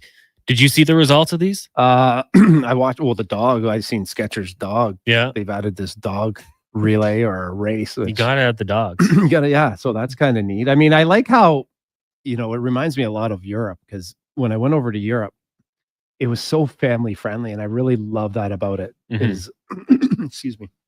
But we had a really good team, and we won a lot. Wound up winning, a championship, and losing the next year in Game 7 of the championship. So we had successful teams, but when you win, and we had a great coach, Manny Viveros, local guy, St. Albert guy, really, really nice guy. And so he was very, like, basically, if you won, not that anything went, but he was a lot more laid back. And so family and dogs and whatever was a part of it. Right.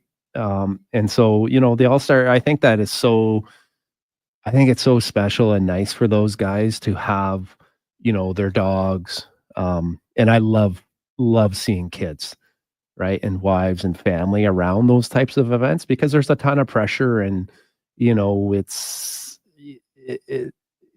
when you see those kids and the fact they get to spend time with their dad, like, in that environment, is so cool. I love it. I remember being in Edmonton, and Kevin Lowe was at the end of his career, and he would bring Keegan and his family there, and Frank Musil, and just a number of guys would bring their kids. And I just loved having them in the dressing room, loved having them, come on the ice at the end, and, watching, the joy and the excitement that they brought to their parents. And I thought, oh, that'd be cool one day if I'm able to have kids, and if I'm still playing, to have that same opportunity was, really cool.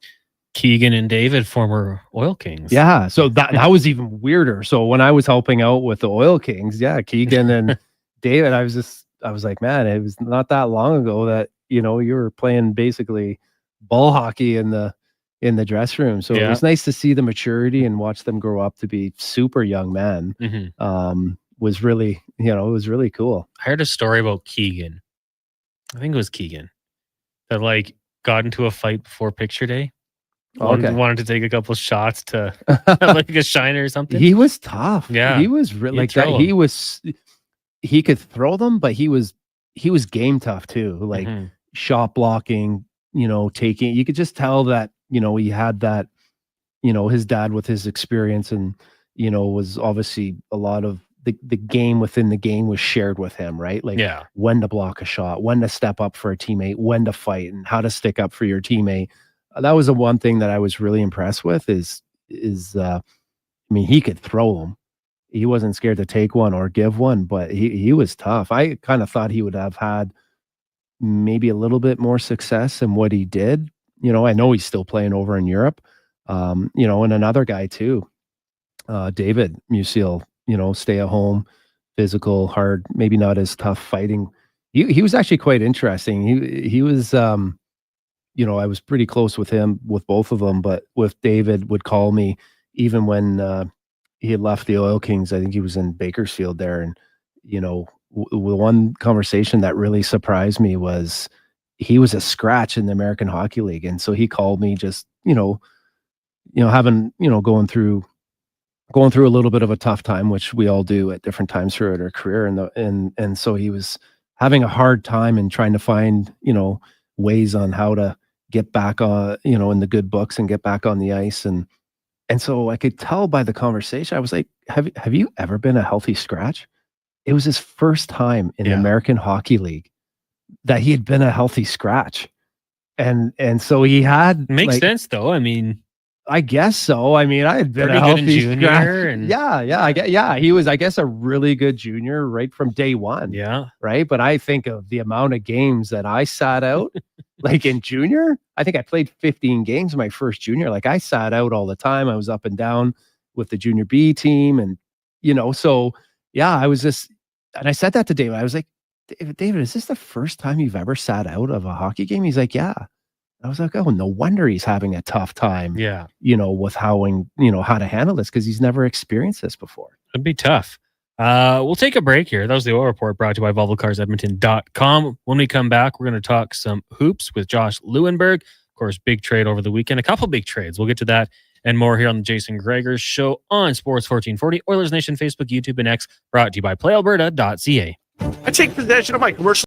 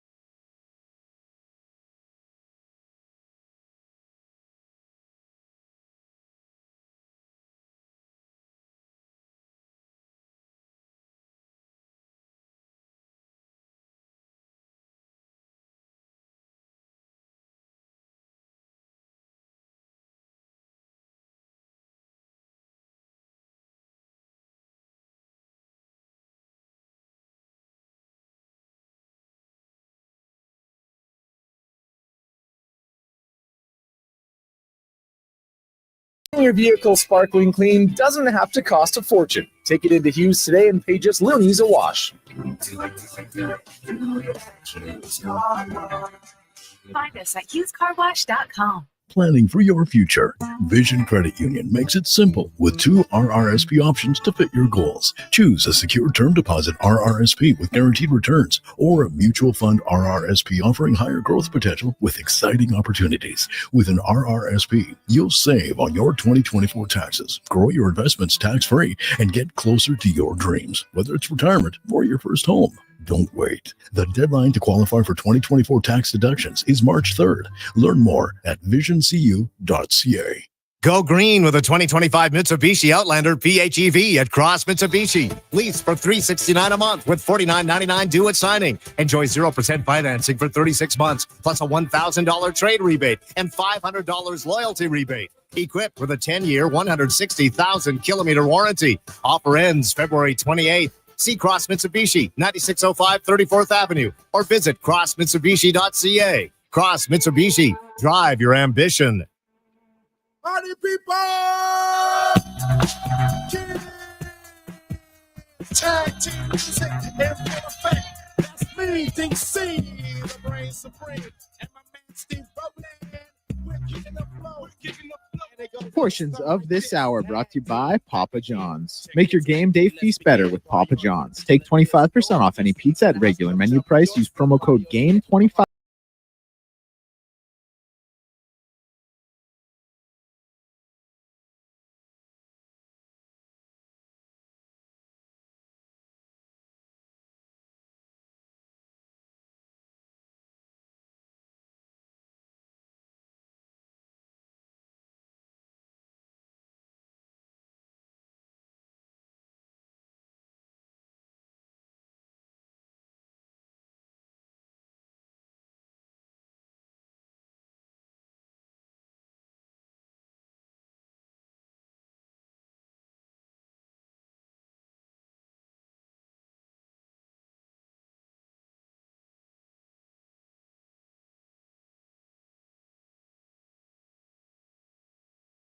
Connor Halley, Sean Brown with you here. Declan Kruger, Liam Peace as well.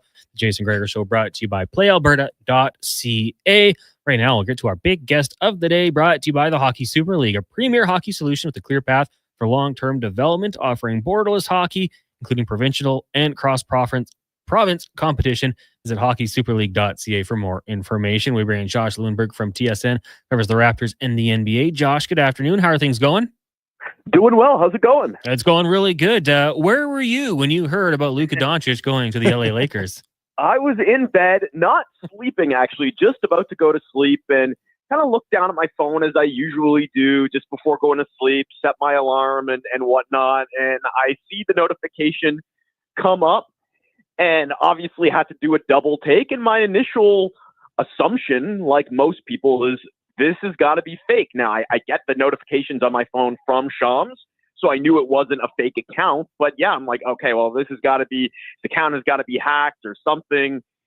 There's no way this is real. But yeah, I mean, I like a lot of people then, I'm hitting refresh. I'm all over social media. I'm wired. So at that point, there was no going to sleep at any point. And yeah, I was up for the next 2 or 3 hours as obviously starts to come out that, yes, in fact, this is real. And you're sort of starting to put the details together and trying to make sense of it. And here we are a couple days later, and we're still trying to make sense of it. I'm not sure that I fully understand it, especially from the Dallas perspective. And while I'm not sure it's the biggest trade we've ever seen, certainly on the short list, but I would say it's definitely the most shocking trade that we've ever seen, certainly in the NBA and maybe in professional sports. And that was kind of the consensus at the time. A pretty cool moment, actually, to be awake for it and to be on social media at the time, just seeing all the reaction from players and former players and the real-time shock and awe of it. Yeah, when Shams has to tweet out, this is serious, like this is real. Like, okay, this is actually has to be massive. So right now for the LA Lakers, you get Luka. Obviously, you need him to get healthy, a team that's currently 5th spot in the Western Conference. OKC is going to be tough, and we know there's going to be a lot of tough competition. But if there was power rankings in the West with Luka, where do you have the Lakers ranked? It's impossible to answer that question until we see what this team looks like in 3 days from now. I can't imagine that they're done because, well, this trade was an absolute no-brainer for them. A team calls you and says, hey, do you want Luka Doncic? There's no follow-up question. The answer is yes. But yeah, I mean, it doesn't make a whole lot of sense from a roster fit perspective. Like, obviously, he and LeBron play very similar positions and play very similar styles, too. Like, they occupy similar spots on the court. They're both so incredibly talented that they're going to figure it out. I'm not concerned about that. I'm not saying, okay, well, those two can't play together. But I do think, like, it creates an obvious need on the roster when you subtract a really good, great two-way big man in Anthony Davis without replacing him in terms of the position. So the obvious need there is in the front court for the Lakers. Now, remarkably, they still have some assets to work with, considering they didn't really have that many to begin with.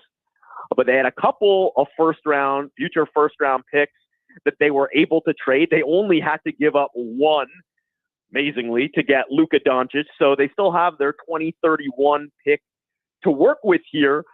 I'm sure they're going to be reluctant in giving it up, considering it's basically the only bit of leverage that they have left to go out and add in the foreseeable future. But it is sort of an ace in the hole that they can use if there is somebody that is really, really interesting to them. I mean, the Raptors have been very reluctant to make Jakob Poeltl available. As of now, the plan is not to move him, and that's what they've told teams that have called and asked about him, is that he's not currently available. But maybe the Lakers decide they're so enamored with a player like Poeltl that they make that 2031 pick available, either unprotected or lightly protected, and all of a sudden that becomes a pretty interesting offer. But the thing about the center market right now is, like, it's pretty robust for guys that a lot of them you could probably get for less than that first rounders. The veterans like Jonas Valanciunas, I mean, maybe DeAndre Ayton is out there and could probably be had for less than that first rounder. Vucevic. So I'm sure they're going to be active. I'm sure they're not done. And provided that they can kind of round out their roster a little bit and build this thing around LeBron and Luka, they could be pretty scary in that very, very loaded Western Conference. So Anthony Davis is obviously a superstar in the league. Like, how do you see this playing out? Like, you know, Jimmy Butler was available. Like, did they shop Luka around? Would there be a better trade maybe with another team? Like, how did you see this playing? How did it play out in your mind? Yeah, like, people are killing them for not shopping him around. It sounds like they made one call, and that was to the Lakers about Anthony Davis, and that was it. I kind of get it in the sense that, like, look, the second you start shopping him around, then everybody's talking about it. Everybody knows that your guy is available, and all of a sudden you have a Jimmy Butler situation or like a Zach LaVine situation where, like, the longer a player is on the block, I think just inherently he starts to lose value because everyone just thinks, okay, well, there's got to be something wrong with this guy. Why is he on the block? Why are you shopping him around? Now, look, I mean, the obvious caveat is Jimmy Butler at this stage of his career is not 25-year-old Luka Doncic.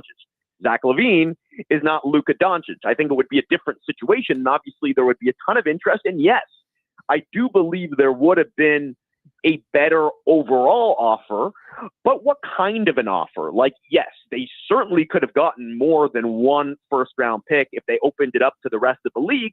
It probably could have been an offer similar to the things that we've seen for, like, Rudy Gobert or Donovan Mitchell, where it's like a huge package of 3 or 4 first-round picks, some pick swaps or whatever it is. But that's clearly not the route that Dallas wanted to go in. Like, Dallas is not rebuilding.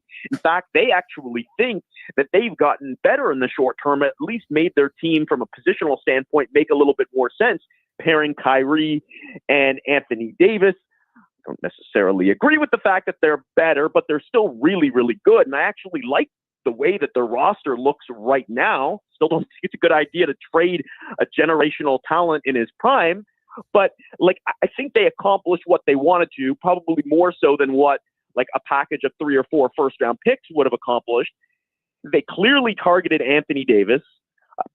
I'm not sure if they had called Milwaukee about Giannis, would they have been interested? I mean, I'm sure that Denver would have said no if they called about Jokic, and OKC would have said no if they called about Shea, and that's probably the list. That's probably the short list of guys that you would trade or even consider one-for-one for Luka.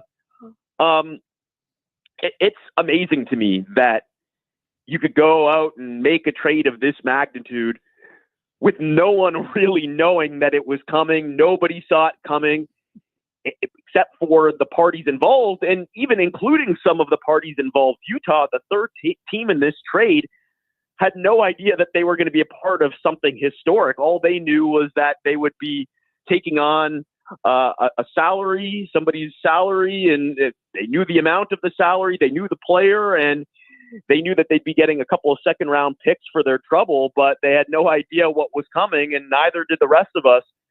Pretty remarkable, but I guess that's the benefit of not calling around and not putting him on the block. Josh, I got kind of a two-parter for you. The first one is I think a lot of people looked at Luka as one of the untouchables in the league, which I think would have been a short list to begin with. Now I ask you, like, what is Wemby the only untouchable in the league? And then the second part I wanted to ask you a little bit more intricate about the Mavs organization right now. Like, how much of a rift does this put between Nico and J Kidd there? Like, obviously we saw the report that Nico hadn't told Jason Kidd. He didn't tell Luka until after the fact. Like, this organization, Nico made a lot of points about defense wins championship. We think Anthony Davis fits our mold for winning in the next 3-4 years. But like I said, what kind of rift now exists between these guys and in that front office in general? Oh, I mean, it's huge. I mean, job security goes down significantly after you make a move like this. You're either the hero or you're the GOAT, not the good type of GOAT, not the capitalized type of GOAT. And we're going to find out pretty quickly which one Nico Harrison is. The clock is started on his time in Dallas in the sense that, like, if this fails, especially epically as most people believe that it will, he's got to wear it because it's his move. That's the risk, as you mentioned, of not bringing more people into it and it not being more of a collaborative process when you're kind of strong-arming people and surprising people, and especially to this degree. And in an unprecedented way where you're moving a guy at the height of his powers who is only 25 years old and has already accomplished what he's accomplished. And he just took you to the NBA Finals. Like, we've never seen this before. So this is a huge risk. It's got massive potential to fail. But as I said, like, I think I lost in all of the craziness here is that I actually like their roster, but even if they're better now, again, I don't think they are, but even let's make the argument hypothetically that they are better right now. Are they better off in the long term after making this deal? No chance. And that's what's really dangerous about this is you've essentially mortgaged the future of this franchise for something that you think might give you a marginally better chance at winning now. And I mean, if it doesn't work out, you've done something that like how many teams, how many people could say that they've traded somebody that's the caliber of Luka Doncic? It's still wild. Josh, just one quick question for you before we let you go here. I want to ask about the other trade this week, and it's not getting the headlines quite as much, but De'Aaron Fox going to the San Antonio Spurs to join Victor Wembanyama. What do you think about Fox joining Wemby and how he can complement his game? Yeah, no, I think it's the perfect pairing.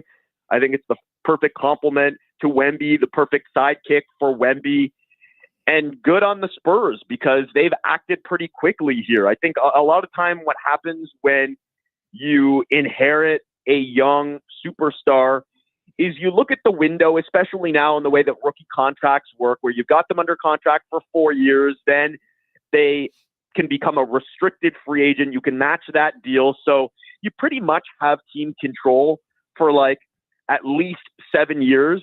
And I think a lot of teams, at least historically, have slow played that, where it's like, okay, well, we'll start bringing in some guys after like 2 or 3 years and grow together and all of that. And by that point in today's era of like player empowerment, we've seen this quite a few times recently too, is even young players can become pretty disgruntled pretty quickly if the team is not surrounding them with the type of talent, with the type of complementary pieces that they need. If they're not really serious about winning, they can ask out. And we've seen it go even beyond that now to the level where you're not just saying, well, you want to be traded. You're saying exactly where and when you want to go. So I like here that after a pretty rough first year from a win-loss standpoint, they've already shown some improvement. They brought in a veteran player like Chris Paul, and now they've wasted no time in finding the guy that they're going to build with. Next to Wemby, I still think there's a lot of work to be done, but fortunately, same camp as what I was saying with the Lakers in that they didn't have to give up everything. And unlike the Lakers, who only have the 1 pick left, San Antonio has a bunch of picks to work with. So they still have quite a few assets and quite a few resources to go out and continue to build around those two guys. But this is a pretty solid foundation that they've got. And I mean, man, just based on how young they are and how good Wemby already is and can be, like, this is going to be a superpower in the Western Conference and in the NBA for years and maybe decades to come. Oh, that's crazy. I love Sacramento getting that 2031 first round pick. Josh, thanks so much for doing this today. Really appreciate it. We'll get you back on and talk some Raptors later on in the year. Anytime. Talk soon. There you go. Josh Lewenberg of TSN joining us, talking some NBA. Our big guest of the day, brought to you by the Hockey Super League. For more information, visit hockeysuperleague.ca. When we come back, we'll get to Cam Tate's 2-minute warning. Also talk some Sens, 5 questions, spec, talk goaltending with Woodley, all that and more on the Jason Gregor Show here on Sports 1440, brought to you by PlayAlberta.ca. First, though, a Sports 1440 update with Declan Kruger, brought to you by Fountain Tire. Get where you need to go this winter with the midwinter tire clearance sale at Fountain Tire. Save up to 20% off all in-stock winter tires, premium brands, unbeatable safety, and incredible savings. Complete details at fountaintire.com. This is a Sports 1440 update. And for your Sports 1440 update, just one game tonight in the NHL. Ottawa Senators in Nashville taking on the Predators. 10 games in the NBA. It all gets going at 5 p.m. with the Wizards and Charlotte Hornets and the Hawks and Pistons. Nationally televised games, we'll see the Rockets and Knicks at 5:30 and the Magic and Warriors at 8. News around the sporting world and news concerning the Edmonton Elks, as the Elks have signed offensive lineman Brett Boyko and extended defensive lineman Jacob Clemunden. Star defensive end Myles Garrett, the NFL's reigning Defensive Player of the Year, has requested a trade from the Browns. He announced in a statement today. Islanders forward Matt Barzell is out indefinitely with a lower body injury, the team announced, and Sens forward Josh Norris will be out of the lineup for a few weeks after sustaining an injury in Saturday's win over the Wild. Other news in the sporting world: following a lengthy appeals process, Major League Baseball today has fired umpire Pat Hoberg for sharing legal sports betting accounts with a friend who bet on baseball and for intentionally deleting messages key to the investigation. I'm Declan Kruger, and this has been a Sports 1440 update.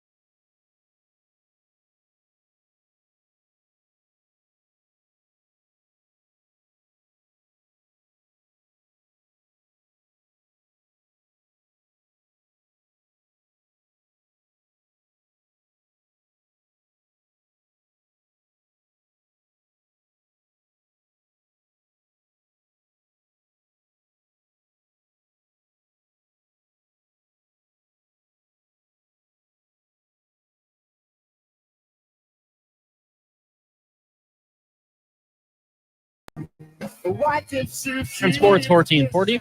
Connor Halley, Sean Brown, Declan Kruger, and Liam Peace with you here. The eWell Studios in West Edmonton Mall. Jason Gregor Show brought to you by PlayAlberta.ca. You can use promo code Gregor50 with your deposit. Get a $50 free play. Have some fun tonight. Remember, though, use your game sense. GameSenseAB.ca. The text line is 1-833-401-1440. Get those texts rolling in here. Also, shout out to everyone watching on YouTube right now. Mike, Marty, Vasily Podkolzin in the house on YouTube. Probably a fake one, but wouldn't it be funny if it was the real one? Just hanging out. Aren't they flying out today? I think so, yeah. Got a lot to say here. If you're watching on the YouTube stream, make sure you hit that like button. Right now, we're going to get to Cam Tate's 2-minute warning. Of course, Cam, a longtime journalist here in our city, has cerebral palsy, unable to speak on the radio, but with the powers of technology, he can. And the 2-minute warning, as always, brought to you by Legacy Heating and Cooling, where the rates never change. If you need service late at night or on the weekends, you don't need overtime charges. That's how you build a legacy at legacyheating.ca. Here is Cam Tate's 2-minute warning. We're only going to say his name. Last name, really. Once, because of technical issues, and Theodore the technician is not back from his 2 hot dog, 4 draft beer, lunch, afternoons. What fun. So here we go. The name, Steve Spagnuolo. So moving forward, we will call him Spags, an online nickname. Spags is the defensive coordinator, Kansas City Chiefs. I wonder what his office looks like. I wonder if it's small, like Dwight McMillan's on the south side of the Weyburn Arena, with papers everywhere. Game sheets, phone numbers, schedules, and even a half of a ham and cheese sandwich from maybe last season. McMillan, he was coach for the Weyburn Red Wings of the Saskatchewan Junior Hockey League U for years and years and years. Very successful coach. Same can be said for Gordie Thibodeau, who, like McMillan, coached in the Alberta Junior Hockey League for years. Fort McMurray Oil Barons, Grand Prairie Storm, Lloydminster Bobcats, St. Albert Saints, and Whitecourt Wolverines. Like McMillan, very successful, but again, like McMillan, didn't coach at a higher level like the Western Hockey League or university or college. Maybe they wanted to make it to another level, or maybe they were, and this is important, comfortable in their own skin. They were happy and got better at what they were doing, enjoying great success. So let's go back to Spags. He is a defensive master and has 4 Super Bowls rings to prove it, and we all cow. Defense wins football games. Online reports, Spags makes $3.5 million a year. And so he has Spags runs drills this week in New Orleans and coming up with new innovative defensive schemes to stop the Philadelphia Eagles. You have to Woder does if he entertains a National Football League head coaching job, especially if KC wins for the 3rd consecutive year. Maybe the real question is this: does Spags really want to keep his head coach office tidy? 2-minute warning, Connor Halley Show. Monday, Friday, Sports 1440. There you go, Cam Tate's 2-minute warning every Monday and Friday here on the Jason Gregor Show, even though we slid in Connor Halley, which I like. Yeah. Steve Spagnuolo, yeah, he's interesting. I mean, his 3 Super Bowls with the Chiefs, the least they've given up is 20 points. But they win football games. You have Patrick Mahomes, that's going to be go a long way. But he was the defensive coordinator for the Giants when they beat the Patriots, their undefeated season. So, yeah, he's a great defensive mind. He had a chance as a head coach with the Rams. This is like 15 years ago now. Didn't go very well for him. Kind of worked his way back up, was the interim head coach for the Giants for a little bit, and now goes to the Chiefs. If you were Spagnuolo, you're obviously in a good situation. You're winning Super Bowls all the time. You've been a head coach. Like, would you want to give another kick at the can, 65 years old? Or are you thinking, I'm comfortable where I am, let's just keep winning? Yeah, I mean, financially, I think they all do quite well. And you said that he had his shot and didn't sound like didn't sound like it went overly great. Sometimes being in an assistant coaching role where I think it depends on the personality, but I think what he's doing, he has a huge impact on the game, right? So I imagine it ticks off that competitive coaching part of, why he's doing what he's doing. sometimes being the head guy and all the responsibility. I don't know how football works because it seems like they do an outstanding job of delegating, all the different roles and stuff like that. But some guys, their personality and the way they, approach or see themselves in the game, that assistant coaching role is a nice fit, right? They feel very comfortable with that certain area that they have that responsibility. When you get outside of that and you have more, it becomes a little bit tougher. So, yeah, I mean, you're winning, like you said. You're only a coach. I think is probably only as good as the athletes that he has in front of him. He seems like Holmes is going to be there for a while. He's got a good team. Why sometimes the grass isn't greener on the other side. When you have a team that potentially could win, 3 straight Super Bowls, and you got one of the best quarterbacks in the league. Being comfortable isn't. I don't know. I like to get nice and cozy. So you're staying in Kansas City, enjoying the barbecue, winning football games. Yeah, exactly. Maybe you get to meet Taylor Swift, especially if you're winning. Yeah, like just winning, and like there's so much pressure in sports to win, and when you win, it's just everything's fun. Yeah, like the best of everything.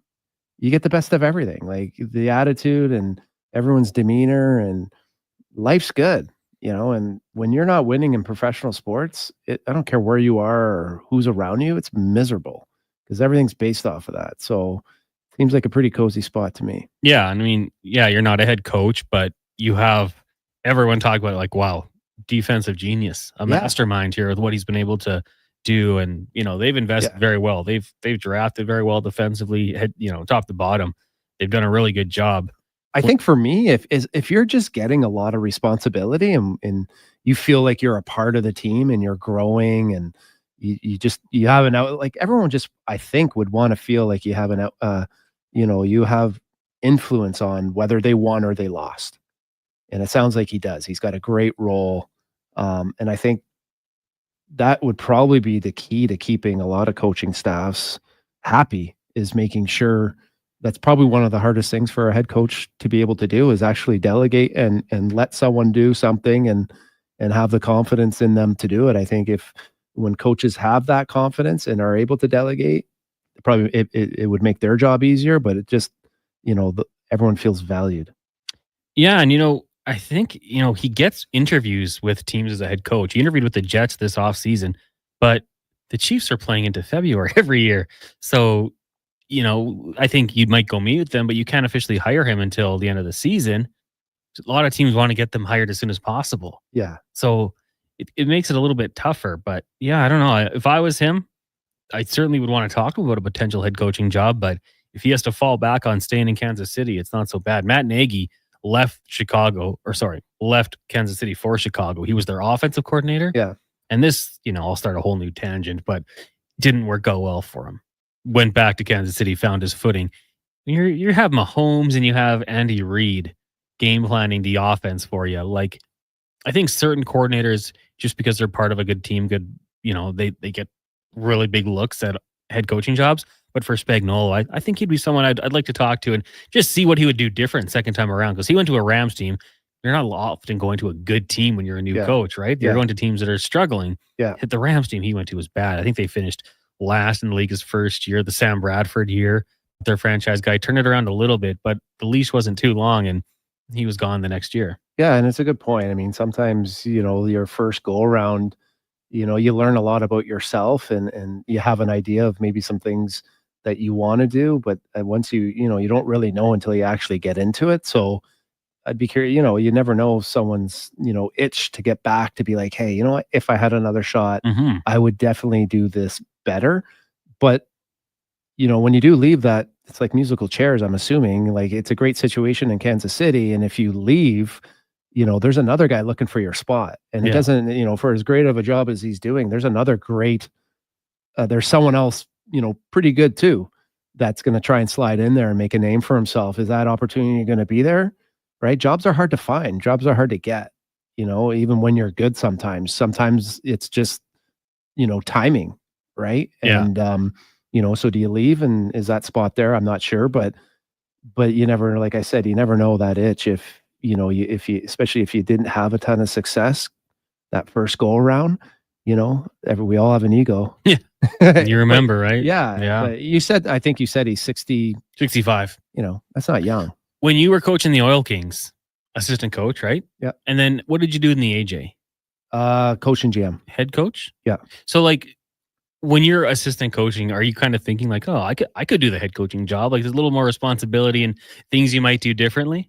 Yeah, no, I think that's where everyone, I think as a, assistant coaches, at some point, you're usually getting that role and you're getting that position because maybe you're not quite as experienced. And then, you do that for, 2 or 3 years or however many years. And then eventually, you start to come up with your own ideas of maybe how you'd like to do it and the way you'd want to do it, but you can't do it because you got to be supportive of the head coach. And then that's where you got to kind of reach out and take a step and see. I think anyone that's probably failed, including myself, at different things, whether it's hockey, coaching, or any part of it, when it's done and over, you look back and it's like, okay, I would probably do this a little bit different. When you're able to kind of step back, sometimes it's hard, especially, man, in the AJ, it is tough. Like you wear 1,000 hats. Mhm. Like if you're not dealing, there was a lot of times all of a sudden practice is coming up, but you're dealing with billets or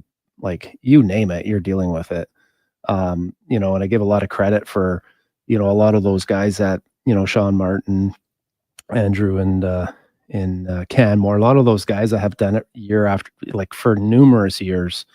It's pretty amazing, the responsibility that it takes, that those guys take on. Yeah.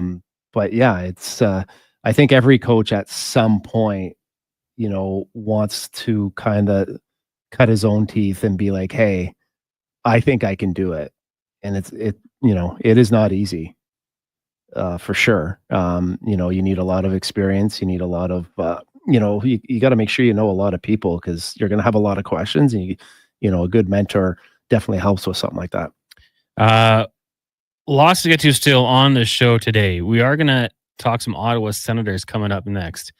Teams playing very good hockey, winners of 4 straight, third spot in the Atlantic, but they're going to be missing Josh Norris for a little bit of time here. So not ideal situation for them. Mid-body injury. What do you think that is? Mid-body? Mid-body after taking 2 big hits on Saturday. Yeah, I mean, they're never going to fully disclose. I mean, you're going to always guess, right? It only gets worse as it gets closer or in playoffs, right? But I mean, he's a nice player to watch. Mm-hmm. So that's they got a lot of nice pieces and players there. They're a fun team. That's been the team, like them, Buffalo, maybe like this is the year they turn it around, and it feels like they fall flat on their face, but now they're playing well. Yeah, well, I think they are a little bit different than Buffalo in the sense that, Brady Tkachuk, they have that Tkachuk, right? Yeah. They have that player that, kind of drags a lot of guys into the fight, and if you look at that emotional game that Ottawa just played in, right? They got each other's back. Yeah. Right. Where I kind of wonder where Buffalo's at. Mhm. Who's the big guy that got hit there? He just got hit. Thompson?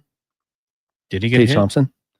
He got hit in last night's game. The only hit I can think of is Petrangelo's hit over the weekend. Oh, that was a good one. Yeah. I think it was Tage Thompson. He got hit in Buffalo there. Yeah. And, he's obviously one of their better players. Against the Devils? And you always look to see the response. Yeah. And there wasn't one. And you kind of wonder, well, is that why you're where you're at in the standings, right? I saw that on social media. Someone posted the video and said not much reverse, like nothing happened. Yeah. Like it's, and that to me would be the sign of a healthy team, right? You got to find a way, when players, when any of your teammates go down, especially when one of your better players go down, I would like, I'm sure as a coaching staff or management, I'm sure they like, I'm sure they would like a different response. Well, we'll discuss the Ottawa Senators and more coming up next here on the Jason Gregor Show. We'll be joined by Ross Levitan of Locked On Sens. You're listening to the Jason Gregor Show here on Sports 1440 Oilers Nation, Facebook, YouTube, and X, brought to you by PlayAlberta.ca. Island Ice Sport.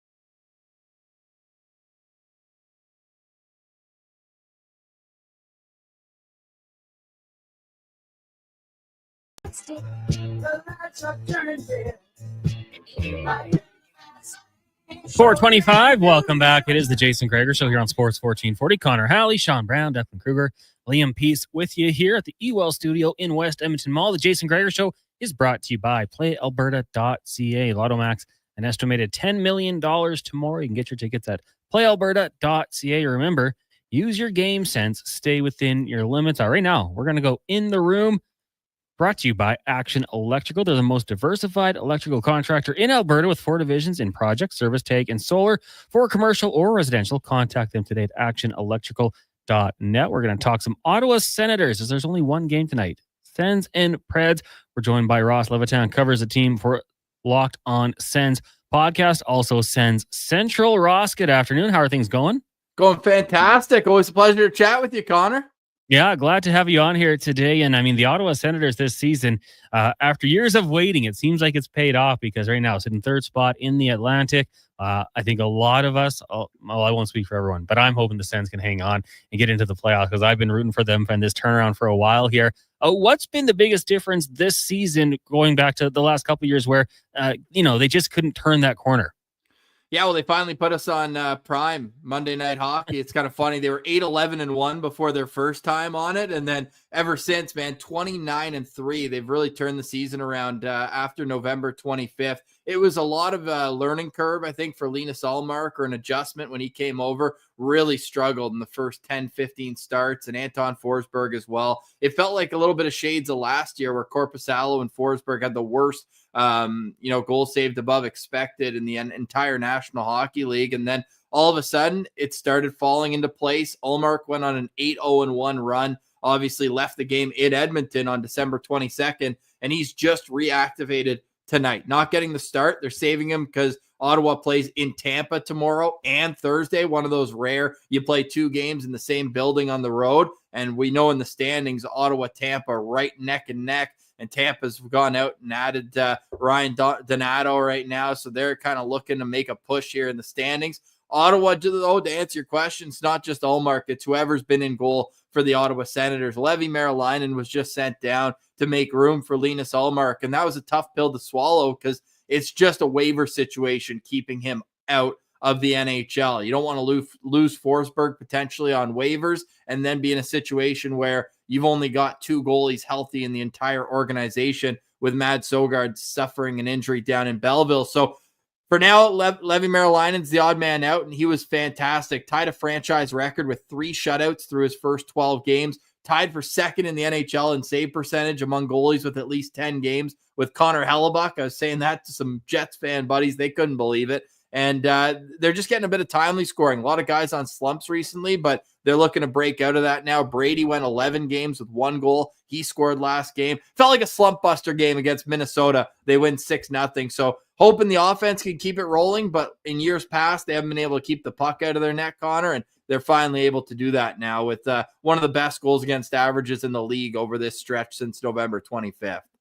Ross, we're talking about the Sens, and I kind of mentioned the last 2 or 3 years I've been thinking, okay, maybe this is the year they make that jump, similar to a team like Buffalo, and Buffalo hasn't been able to. And my co-host here, Sean Brown, brought up Brady Tkachuk. He's the guy who's going to drag you into battle night in, night out. What have you seen from him this season? You mentioned kind of a lack of goal scoring, but just what he brings, the swagger to this team.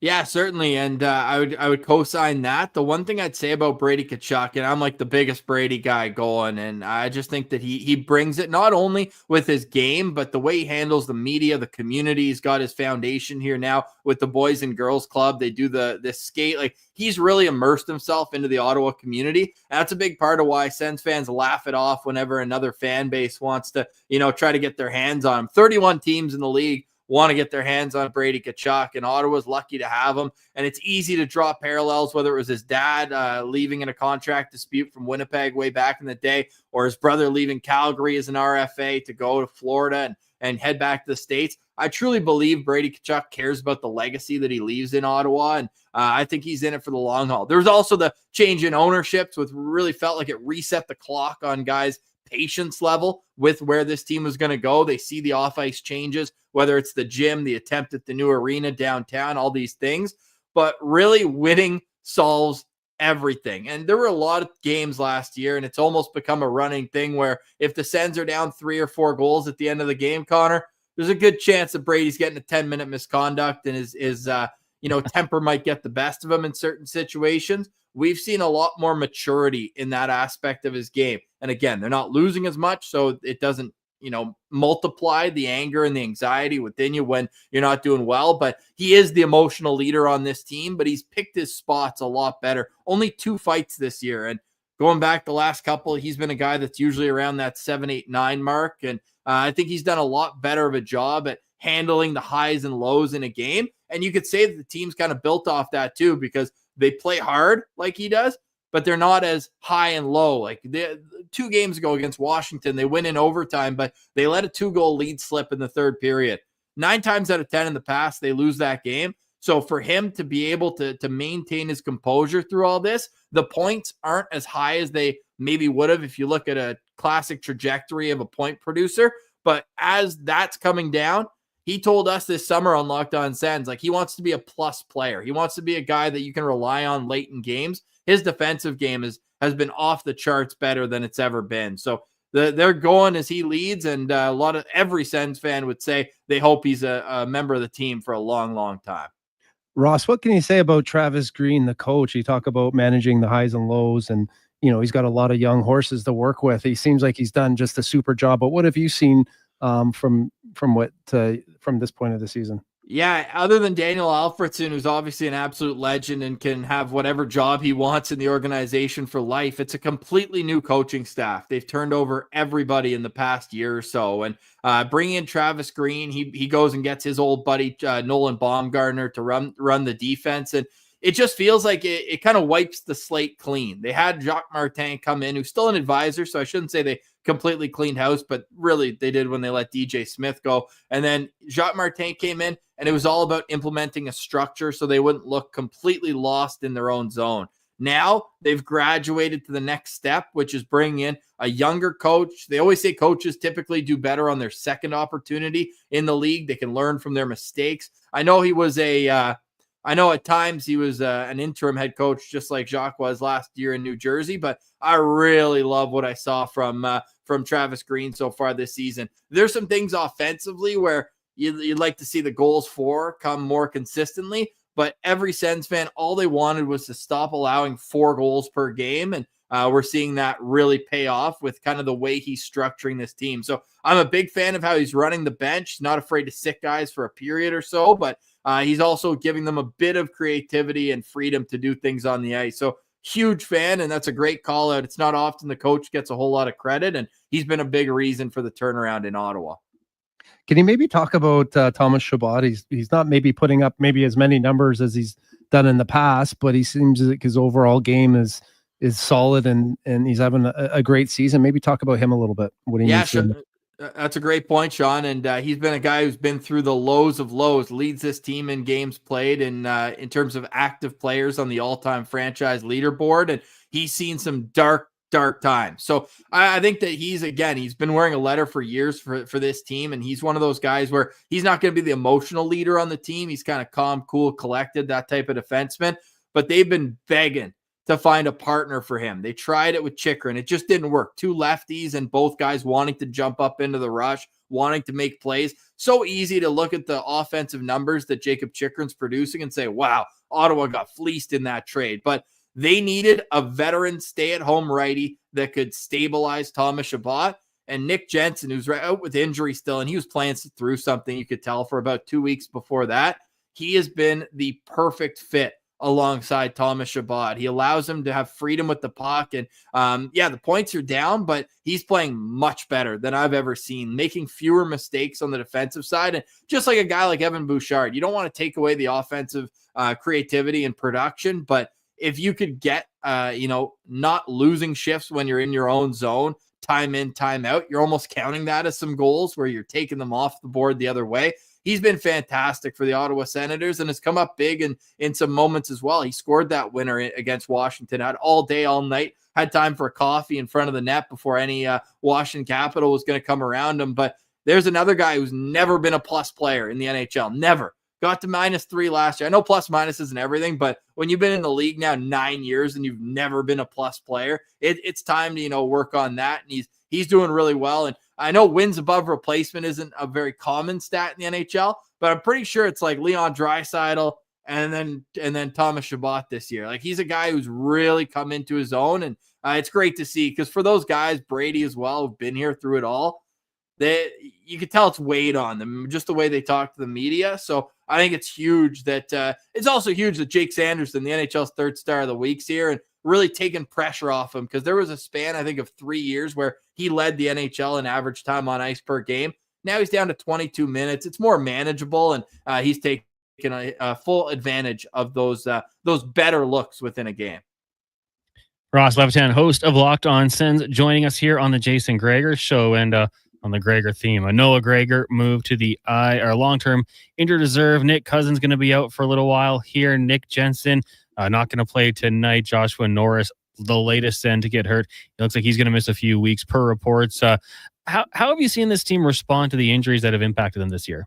Yeah, well, Ullmark would be the biggest one, who missed almost a month and a half, really. So Levi Merilainen just deserves so much credit for what he did in relief, keeping this team above water. You're hoping that Nick Jensen's back soon. That's obviously the most impactful injury they have right now. You could argue Josh Norris, too. He just came back and really was starting to find his rhythm offensively. So it's a real shame there. We've got a running stat going on Locked On Senators, because between Shane Pinto's suspension last year and a couple shoulder injuries for him, too, Josh Norris has not stayed healthy that well. But when Stützle, Norris, and Pinto are all in the lineup, the Senators as a team are 102-point pace, and they just played their 83rd game, all three of those guys. So it's about getting those three down the middle real well. So they're going to move Ridley Gregg there, good Alberta boy, in the center ice position. That's where his natural skill is, but he's moved over to the wing. So it'll be something interesting to watch here for people catching the Sens and Preds tonight, how Ridley Gregg looks back between.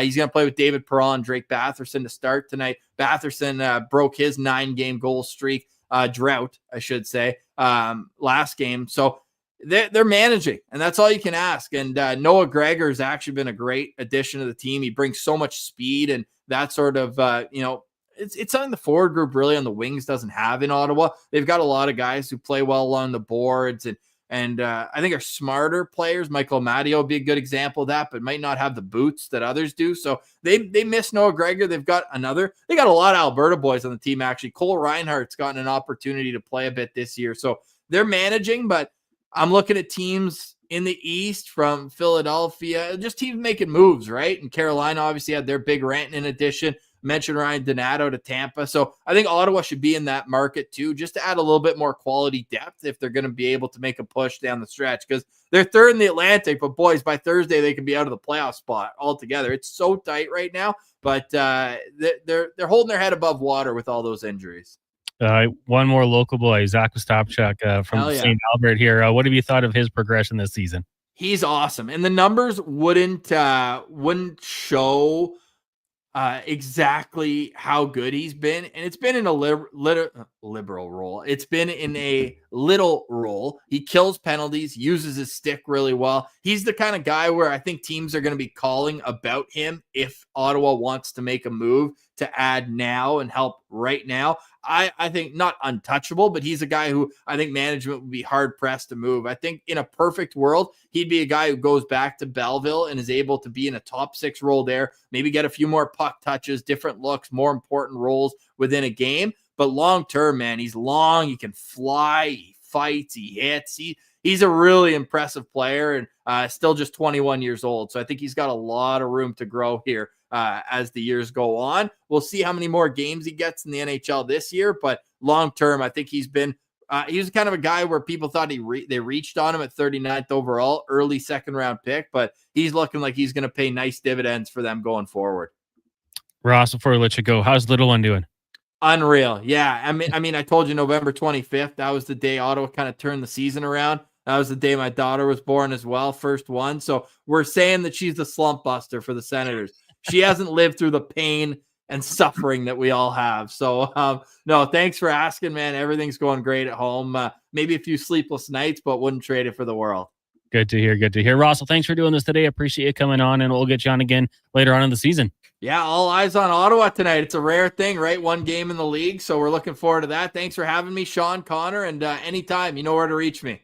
Excellent. There you go. Ross Levitan, host of Locked On Senators, also working out in Winnipeg, CJOB. Maybe I'll have to talk some Jets with him. Good teams to cover. When my son was born, the Chargers went on like a 3-game winning streak, and in those weeks, I won fantasy football in all my leagues. I was thinking I can't lose. I was on top of the world. It ended quickly, but it was fun for the little run that we had. Just coming down here from Justin Dunk, who was joining us on the show earlier today. It's looking like the Edmonton Elks have signed Canadian defensive back Royce Mechie from the Argos. So the offseason of Ed continuing. There were some reports that he wouldn't. It looked like he gave the Argos another chance, but back to Edmonton. Well, not back to, but joining the Elks.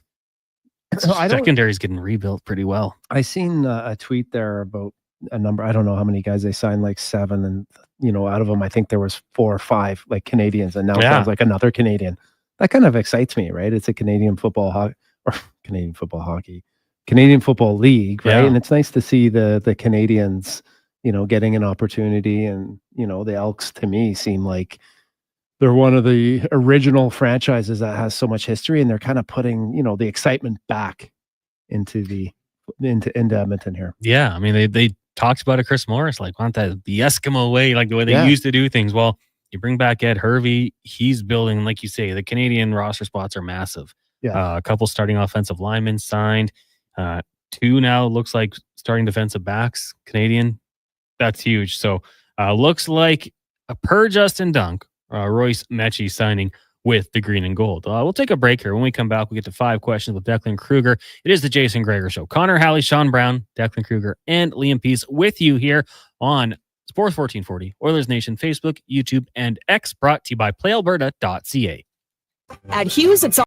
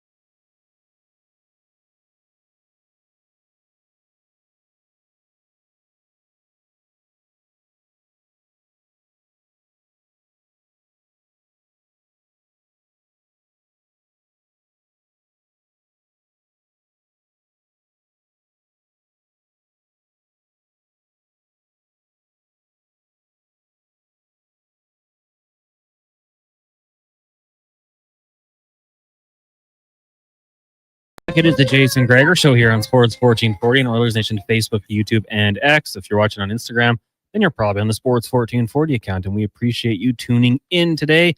Make sure you hit that like button. Connor Halley, Sean Brown, Declan Kruger, and Liam Peace with you here. Jason Gregor Show brought to you by playalberta.ca. Use code word Gregor 50 with your deposit. Get a $50 free play reminder. Use your game sense.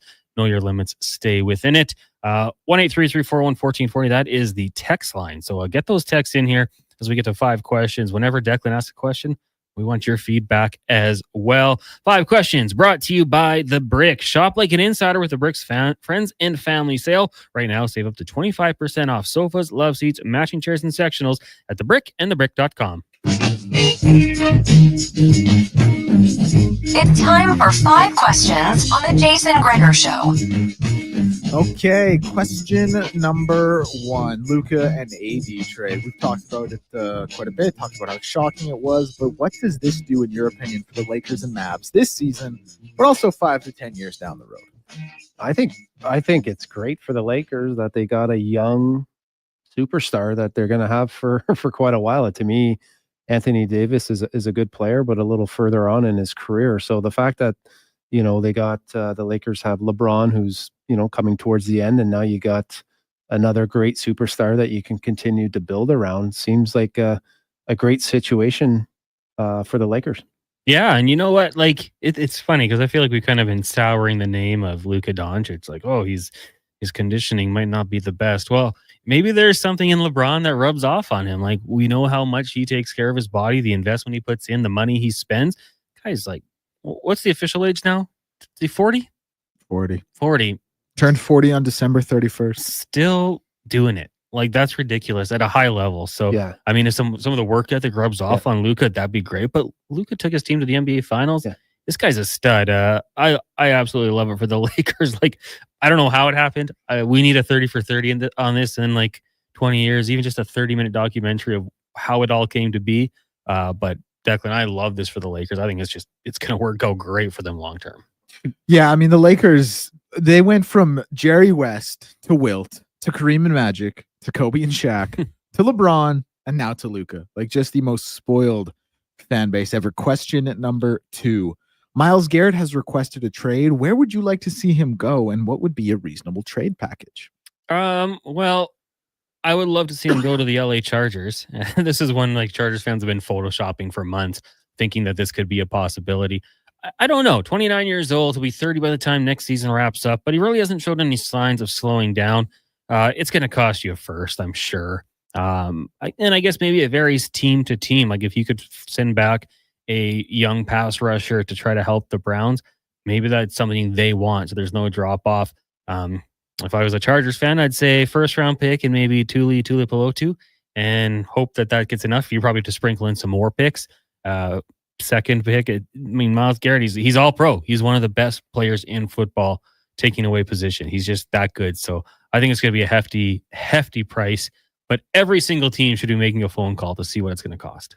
I'd like to see him go to the Bills just because the Bills were so close. I love the quarterback, but they're always going to have, Patrick Mahomes and KC to kind of deal with. I would hate for at the end of Josh Allen's career to be like, just couldn't get past Patrick Mahomes, and then maybe this is a guy that can help. It's funny because you're a Bills fan and I'm a Chargers fan. Yep. And if you were a Lions fan, you'd say the Lions are probably a good team for him. Like, every team should be trying to make this trade.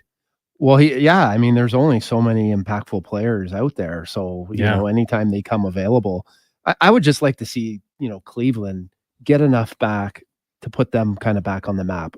I think it's a great opportunity for them if it's done right, that all of a sudden now maybe they can start to put some pieces and have a competitive team. I just want to throw this at Declan quickly. Declan, if you're a team picking in the top 10, would you be making the trade at getting an older player, but an impact player, sacrificing, a highly touted prospect? Maybe not if I'm in the top 10, just because teams in the top 10 are generally in rebuild mode.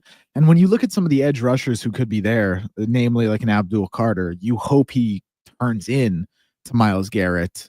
Myles Garrett is already Myles Garrett, right? So I get that aspect of it, but I just think for a team in in a rebuild mode, they probably want what that player could become rather than the finished product, just because you don't know what the timeline of the team is going to be like. That's kind of always where I come out on it. But yeah, no, I hear you. And also Brownie, just, Josh Allen's legacy is going to be that, by the way, just bridesmaid, never the bride. We just got to accept it. We just got to take it on the chin and eat it. Question number 4, the Oilers' 4th goal in Saturday's game. Obviously, it was clearly an offside, but I ask, how much does that really affect the play? And is there anything you would change about the review process, or what would you change about the review process? And even getting bolder, anything you would change about the rule as a whole? I don't know. Skip question 3. We'll make that question. I don't want to miss it because it's a good question. Brownie, I don't know. Maybe I would just put a time limit on it. Right. I think if anything, just 4 seconds. I don't know exactly what amount of time, but the longer you look at it, probably the less impactful. If you got to look that hard, it is. I don't think you can. I think that, the intent of the rule is to get it right. And if it should have been blown dead, it should have been blown dead. I don't love it, but we kind of open up Pandora's box. Like, there's no going back. This is what it is. And it sucks sometimes. It's going to cost your team. But on the flip side, your team's going to benefit from it as well. So, yeah, I would love to see, people have said if you lose possession, then it wipes it out, or a 30-second timeline, 10 seconds, whatever it might be. I think that's going to lead to more issues going the other way. So I just think that you're always going to tick people off with the rule, and I think it's just kind of stuck the way we have it. How important is your video guy? Massive. Hey, it's just amazing the impact that they have. Every closed zone entry, they almost have to have a live, just rewind it and go watch it. And the trust. Mm-hmm. So I'd be interested to see their contracts and what they're making, and if there's a bonus. Because if they don't get that, let's say Klingberg barely keeps his skate on side, you always get a power play right after. There's some stress going into it for the video coach. Oh, to make that final call for sure. And that was close. Mm-hmm. Question number 3. The Edmonton Elks have been cooking of their extensions and signings, maybe outside of Trey Ford, because that's the obvious one, plays quarterback. Who has been your favorite and why? I think Ed Hervey has been knocking it out of the park so far this season for the green and gold, and kind of that's what the expectations were. I really liked what he's done. I think Tyrell Ford is going to be one we're all going to be big fans of. Playmaking in the secondary is big, but pass and cover, Seresna being there, you're hoping that they can take advantage of it. But I'm going to say David Beard. We talked with Justin Dunk earlier on in the show, and he talked about how he's regarded as one of the top centers in the league, and just setting it the tone, the nastiness in the middle.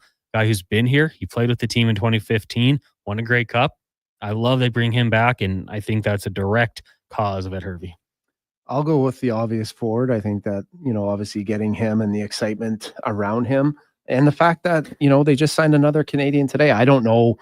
Is there a certain amount of Canadians they have to have signed? I'm assuming there is. Yeah, you have to have a certain amount on the field, actually. Yeah. So the fact that he's got, signing these Canadians, they look like they're good quality Canadians. I go with that. And question number 5. I've been watching the newsroom recently, and it is the most self-serving, pretentious, borderline condescending, pat myself on the back TV show ever. That I watch it I laugh at it. And it's Jeff Daniels is good. It's for their worst TV shows out there.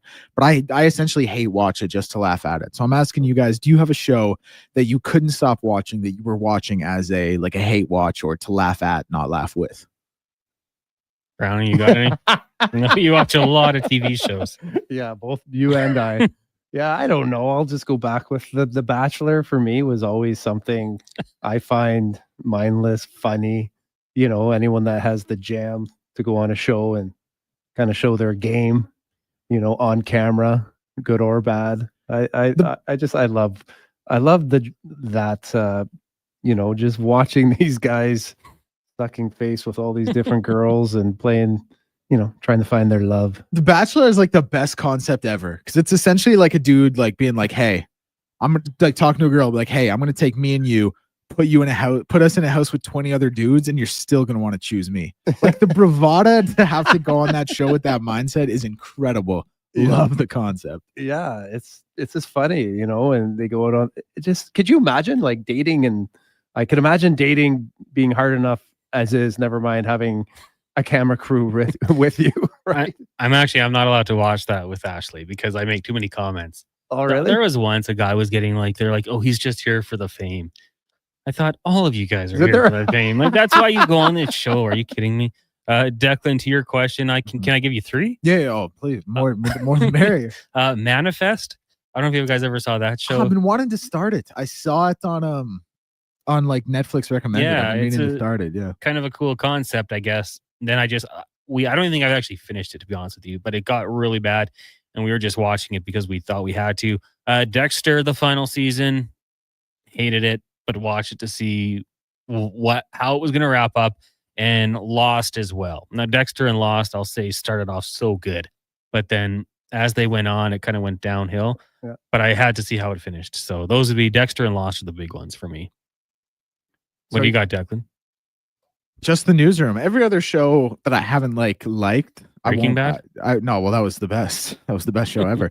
There hasn't been any show I've come across that I haven't really liked. I won't stick it out. But this one, you just have to laugh at how pretentious it is. I might check it out.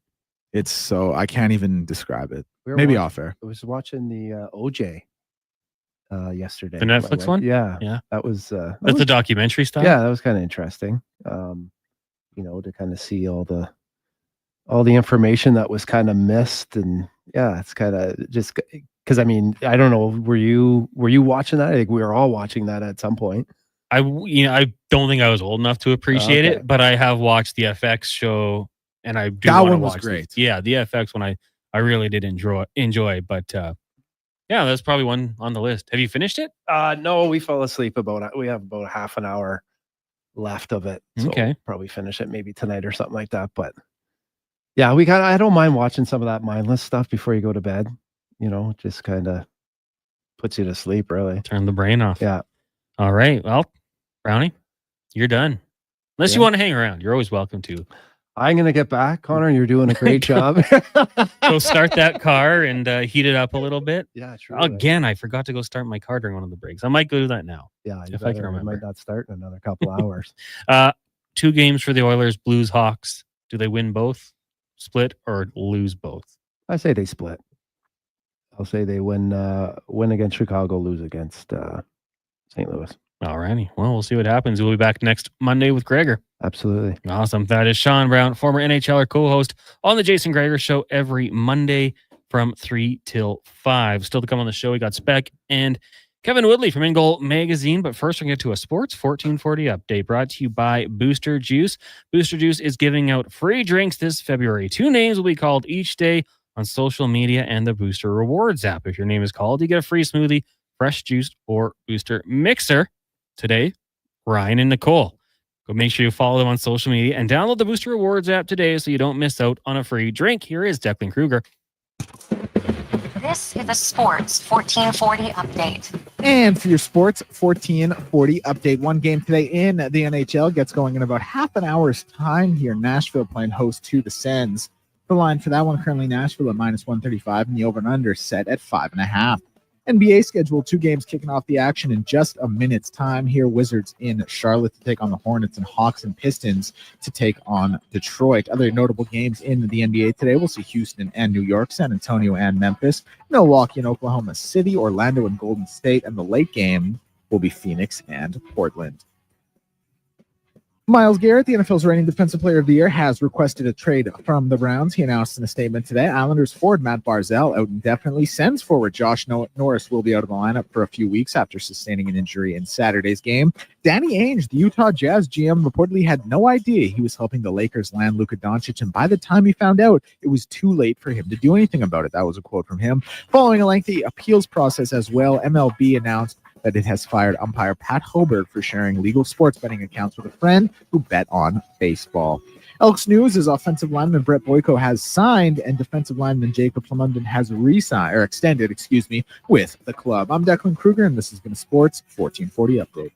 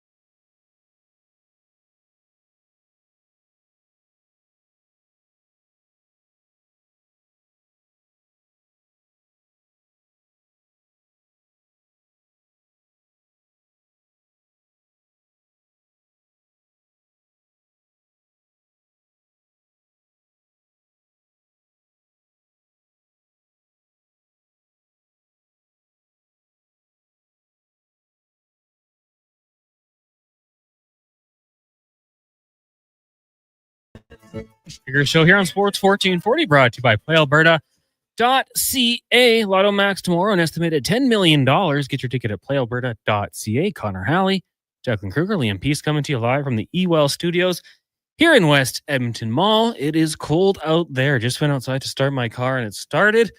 So that's good news. Everyone just throwing that extra layer out there just in case, because it is cold.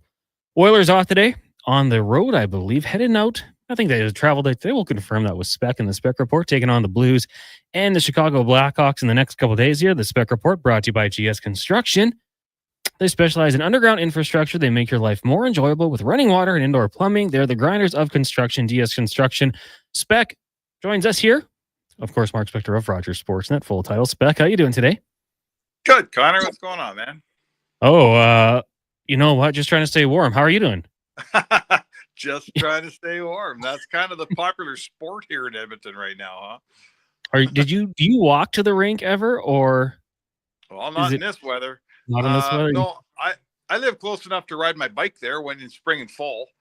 I could walk there in the winter if it's nice, but I don't walk there much. I must admit, I usually either I drive a bike or I drive a truck, one of the two.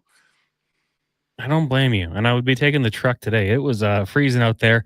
The Edmonton Oilers got a couple games coming up, but let's go back to Saturday night when they fall to the Maple Leafs 4-3. Very easily could have been 4-4, but a tough start in the first period, going down 3-0. A couple power play goals for the Toronto Maple Leafs. What were your takeaways from the loss on Saturday evening? Yeah, it's just a good lesson in you can't just play 2 periods of hockey and think you're going to win, right? They dominated the Leafs for the last 2 periods, but that's not worth a point in the standings. It's not worth anything. So yeah, you played great, and you say, "Gee, we deserve better." Too bad about that offside, but if you play 60 minutes of hockey, you're not going to win the whole time. You're not always going to have the puck and have the momentum, but when the other team has their momentum, they can't get 3 in a period. They got to just get like 1 or maybe 2. And just too many mistakes. The goaltending wasn't up to par in the first period. The defensive play wasn't up to par on both the penalties and the goals on the ensuing power plays. Edmonton had possession of pucks that they mishandled or mispassed and didn't get it out of the zone, ended up in a penalty, ended up in a goal. So you got to play 60 minutes, man. You don't get to just play 40 and get a win every night. Yeah, you never want one player to be the difference, but how much do you think they did miss Mattias Ekholm on the back end? Well, of course they missed him, but they're not missing him any more than Dallas is missing Heiskanen or Vancouver's missing Quinn Hughes. Sometimes your best guys aren't playing, and it's no excuse to just come out and be that poor defensively in the first period just because you're missing Ekholm. Sorry. The other guys have to suck it up and play better. And you know what? Talk with Paul Coffey today, wrote a piece, just got posted on sportsnet.ca on Evan Bouchard. And it was really the two sides of Evan Bouchard. He was very poor with the puck in the first period, and then he might have been the Oilers' best player the last 40 minutes. So, but where did we lose? Where did the Oilers lose that game? The Oilers lost that game in the first period. So, it's probably time for Evan Bouchard to figure out how to turn 40 minutes into 60. And if he does that, he'll win Norris trophies. Is it simple enough? It's just saying, that's just a player, finding his footing in the NHL. The more he plays, the more those consistencies will grow, or do you think there's more that needs to go into it? No, I think he's what do we know about Evan Bouchard? We watched him in the playoffs last year. He set a record with 26 assists. He was, just this side of excellent in his own zone. Like, for the offense he gave you, he was more than good enough defensively. You'll remember that in the last shift of Game 7 in Vancouver, Paul Coffey put Evan Bouchard on the ice, 6-on-5, to put that game away. And he executed. Him and Ekholm and the rest of the Oilers got the job done. So that was the trust they had in him last year. And he earned every bit of it. Like, couldn't be better. And he's not as good this season. He's just not as good. I know the analytics are unreal, and I know he leads in expected goals and shot share and all those things. He is not as good through 52 games this season as he was down the stretch in the playoffs last year. And if this team's going to win a Stanley Cup, it can't have one of its very best players have his game go south. It has to probably be even better if this team's going to figure out how to win. Mark Spector joining us here on the Jason Gregor Show. Connor Halley sitting in for the vacationing Jason. He's back on Wednesday. Matthias Ekholm returned to the practice today on a pairing with Evan Bouchard. He had Nurse, Stetcher, Kulak, Emberson, Klingberg, the seventh defenseman. Do you think Klingberg sits out for one or two of the next games here? I don't know. It's back-to-back, so that could play a factor. I think they did get Stetcher into a game the other night. So, maybe they'll split Emberson or Stetcher and Klingberg in St. Louis, Chicago. I'm not positive. I do think they want to get Klingberg. They want to get some minutes. They want to get some miles on this guy. That game was lightning fast on Saturday night. Like it was, oh boy, it was played at a high level. Two good teams that like to skate and play, and Klingberg was fine. He tripped on the very opening breakaway in the start of the game that Skinner stopped. And after that, I thought he was just fine. So if I'm the coach of this team, I want to keep playing him because I think he's probably going to improve. But I don't want Stetcher sitting out too long too either. So who knows what they'll do? They may split them both. Yeah, that would make a lot of sense. And I kind of thought that might be a case where, guys after like 2 or 3 years and maybe after back-to-back games, you find a way to change things up a little bit and give Klingberg the night off. But we shall see. Anything else stand out to you at practice today, Spec? No, not really, because I wasn't at practice today, to be honest. It's good to see Ekholm back. That's good. It's good to see McDavid skating after he took the skills session off. I think they said he was sick on Sunday. So, Ekholm's a big part of this thing. Like, it's kind of funny. Ekholm has probably turned this season into their best defenseman. And again, I think I want Bouchard. I want to be able to say if I'm the Oilers that Bouchard's my best defenseman. And if I've got Nurse and Ekholm underneath of him, oh boy, I got a really good defense core. But I would think that if we took a vote right now, even though Darnell Nurse has been unbelievable good this year, probably Ekholm's their best guy. So they count on him. It's good to have him back. They got 2 games in a row. If he's healthy, they'll be a much better team.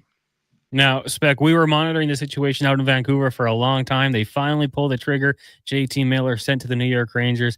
He's got 2 goals, 2 assists in 2 games. He's been great since joining the team. Is this the way you thought it would play out for the Vancouver Canucks moving away from Miller? Yeah, I think as the thing wore on, there's 2 sides to that. I think the Vancouvers probably wanted to trade the older player and keep the younger one. And I also think that other teams are crazy scared of taking on Elias Pettersson in that contract with the way he's performed. I wouldn't want I'm not here to carve up the player. He's probably a pretty good player, but attached to that contract with 7 years left at 11.6, if I was the general manager in the National Hockey League, I wouldn't get anywhere close to that contract. Let someone else take the gamble, and if it pays off, God bless them. So I wouldn't touch it. I know there's time left on Miller's contract, but he's a more consistent player. I know what I'm going to get out of him. So I'm not surprised Miller moved. Now it's time to, if you're the Canucks, you just have to settle things down there and avoid the drama. They just need to have a normal hockey team like everyone else has here. Enough of the soap opera in Vancouver. It doesn't help you win. I think you really need to see, what's the window on Pettersson? His no move comes off on July 1st, right? You have to confirm, but sounds about right. I believe it's July 1st it comes off. So you've got, I think if I'm Jimmy Rutherford, I give Elias Pettersson the last 30 games here and hopefully playoffs for them. And I'm going to make a final assessment. I haven't liked his last calendar year one bit. But maybe with Miller gone and maybe with a little stability here, maybe he settles in and starts to turn back into the player I gave that contract to. If he doesn't, oh boy, I'm not sure what I do, but all I know is I got to do it before July 1st, whatever it is. Yeah, first year of that 11.6, 33 points, 46 games, not what you're expecting for that much money. And I'm just wondering, with Miller out of the room, maybe everyone's, there's a little less tension, whatever it might be, but they need to turn things around out in Vancouver. Mark Spector joining us here on the Gregor Show. Now, we are in the CFL into the free agent negotiating process. And Ed Hervey, I don't know if you saw some of the names, but it's looking like he's absolutely crushing it back as GM with the green and gold. Yeah, good for him. Very, very busy the last couple days, eh? Jake Ceresna's coming back. That's good. I never did figure out why he left. So you know what? When you're a GM and you have a team that's not that good, you better get busy in the summer or the wintertime and make it better. And you certainly can't say that Ed Hervey is sitting on his hands here. He's very busy. He's signing some guys. I don't know the CFL. I don't know CFL players the way a lot of guys do at our station in our town, but the guys they're signing are pretty much agreed upon by most of the people I'm looking at as very good players. Ed's making his team better, and let's face it, man, you got to make that team better. They didn't make the playoffs. They're not very good. So good for Ed Hervey, and it makes you kind of look forward to an Elks season a little bit more, doesn't it, Connor? It does. 5 offensive linemen signed or agreed to contracts, 3 of which are Canadian. We know how important having Canadian starters is in the CFL, especially on that offensive line. That can go a long way. So, yeah, I'm interested to see what happens and, if there's going to be any more big money deals handed out. But it looks like Ed Hervey's at quite a little bit of a run here so far for the Edmonton Elks. And we want that excitement back in the city. I mean, I think you and I are probably on the same page. Nothing better than a Saturday night in the summer going out and watching some football. Oh, for sure. The Elks are here. There's a huge tradition of football in the city. It's been, frankly, a bit of an embarrassment the last several years. Not as much. I mean, one part of it's been losing on the field is no good, but certainly the disorganization and the erosion of the franchise, in the front office, in the boardroom, this franchise hasn't acted like itself. It's been it's acted like the Hamilton Tiger Cats or one of those franchises that changes, personnel all the time. I don't like the way they've looked. We're used to a certain standard in Edmonton of how a franchise is run, and they've had a departure from that. So it's nice to see with Chris Morris, with Ed Hervey, they're getting back to it. There's some respect in the league for this team, and I think they'll earn their respect in the field. A great place to start is with a good offensive line. Like, let's see what happens around it. But all I know about a good offensive line in football is if you have one, you got a chance for some stuff to happen. If you don't have one, it really doesn't matter because nothing else on offense is going to work. Absolutely. Mark Spector joining us here on the Jason Gregor Show. Now, we had a few texts come in. I don't want it to sound like Oilers fans complaining, but there's questions about the offside ruling and video review. And we know the circumstances of how it came to be. The NHL wanted to fix the problem and everything has been. Do you think there's any way that the NHL would ever modify their offside review, whether it's a certain time passes or, it's the opposite side of the ice where it doesn't matter? Or do you think you just can't even get into it with the ruling and it has to be black and white? Well, it has to be black and white, but I suppose you could put a time limit on it. That would be black and white, a 10-second time limit or something, if that's what you want to do. Now you're sort of saying offside is offside, except for when we miss it and 10 seconds passes, then it's not offside anymore. That's kind of hard to do. This is the unintended consequence of this rule, man. Matt Duchene goes offside by 4 feet one day, and here we are 7, 8, whatever many years later, and important goals are being canceled by a guy that's an inch offside that had nothing to do with the play 17 seconds after the offside happened. Like, I'm going to be consistent. I think that's absolutely the stupidest rule. I've said it when other teams are affected. I'll say it when the Oilers are affected. 17 seconds is too long. It's not the spirit of the rule.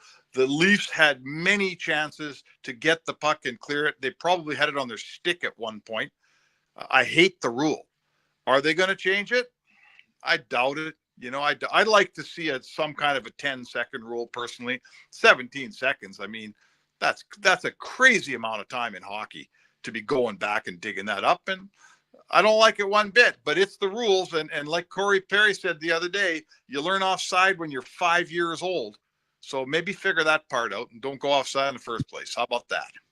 That is a great response. And yeah, we've had people mention a time limit. We've had people say change of possession.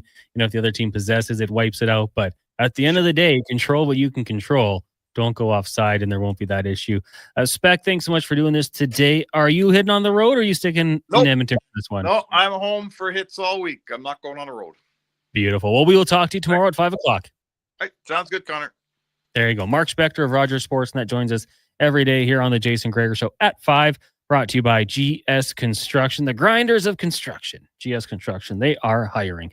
We will take a break here. When we come back, we'll be joined by Kevin Woodley of In Goal Magazine. It is the Jason Gregor Show here on Sports 1440, also streaming on Oilers Nation YouTube, Facebook, and X, brought to you by PlayAlberta.ca. Adventure just doesn't stumble into your life.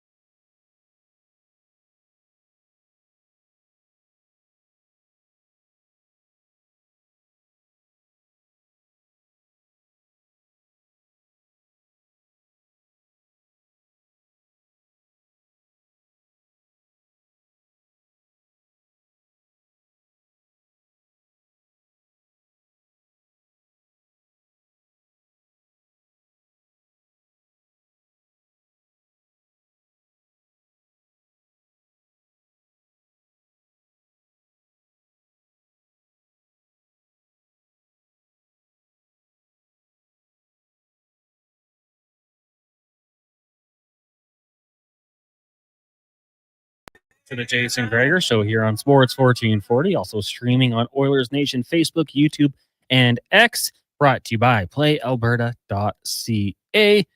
Lotto Max, estimated $10 million tomorrow. You can get your ticket at PlayAlberta.ca. Connor Halley, Declan Kruger, and Liam Peace with you here.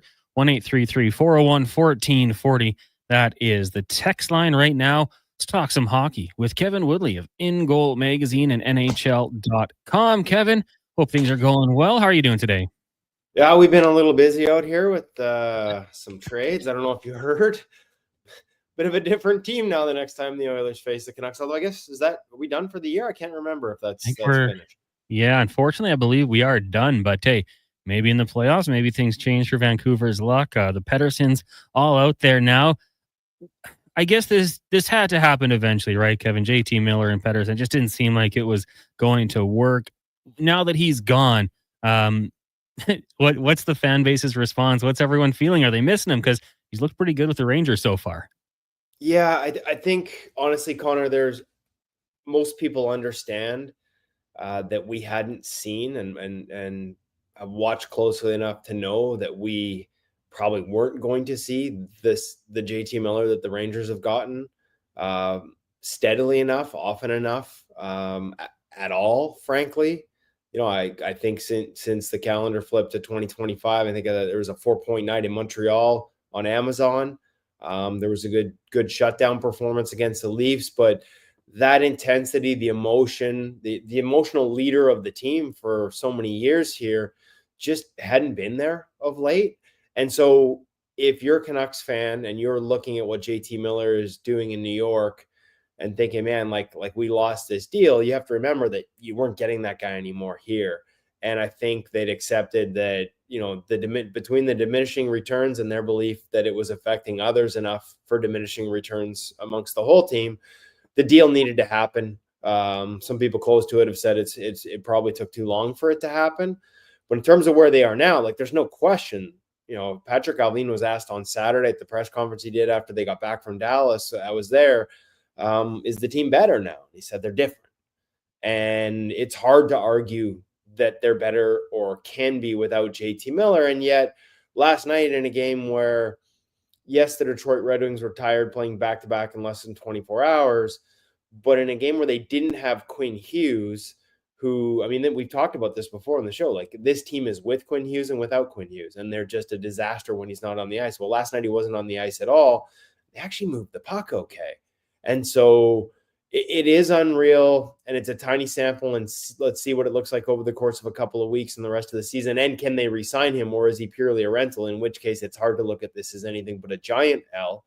But Marcus Peterson seemed to change the dynamic of the back end. Like having a third defenseman who can plug into a second pair and all of a sudden not only steady you defensively, but actually allow you to move the puck with two different pairs on the ice. And whether that's when Hughes gets back with Hronek, or Myers back up with Hughes and Pedersen playing with Hronek to balance things out even further, like, that's what this team has missed all year, is a second pair that can move the puck. And we saw signs of it last night. And so encouraging, I guess, in some ways.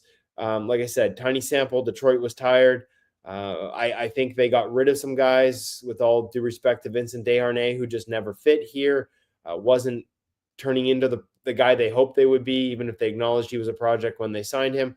Frankly, Danton Heinen coming home to Vancouver and not fitting what Tocchet likes. Like the other guy they get in the trade, Drew O'Connor, looked much more like the style of player on the forecheck that defined the Canucks last year in the playoffs. The Oilers know that. And also sort of is how Tocchet wants to play. So they are different. There's no way you can argue they're better, especially from a skill standpoint. But I think they look more like the team that management and coaching wants them to be from a style of play standpoint. And whether that's enough to maybe get them in the playoffs, I think it might be.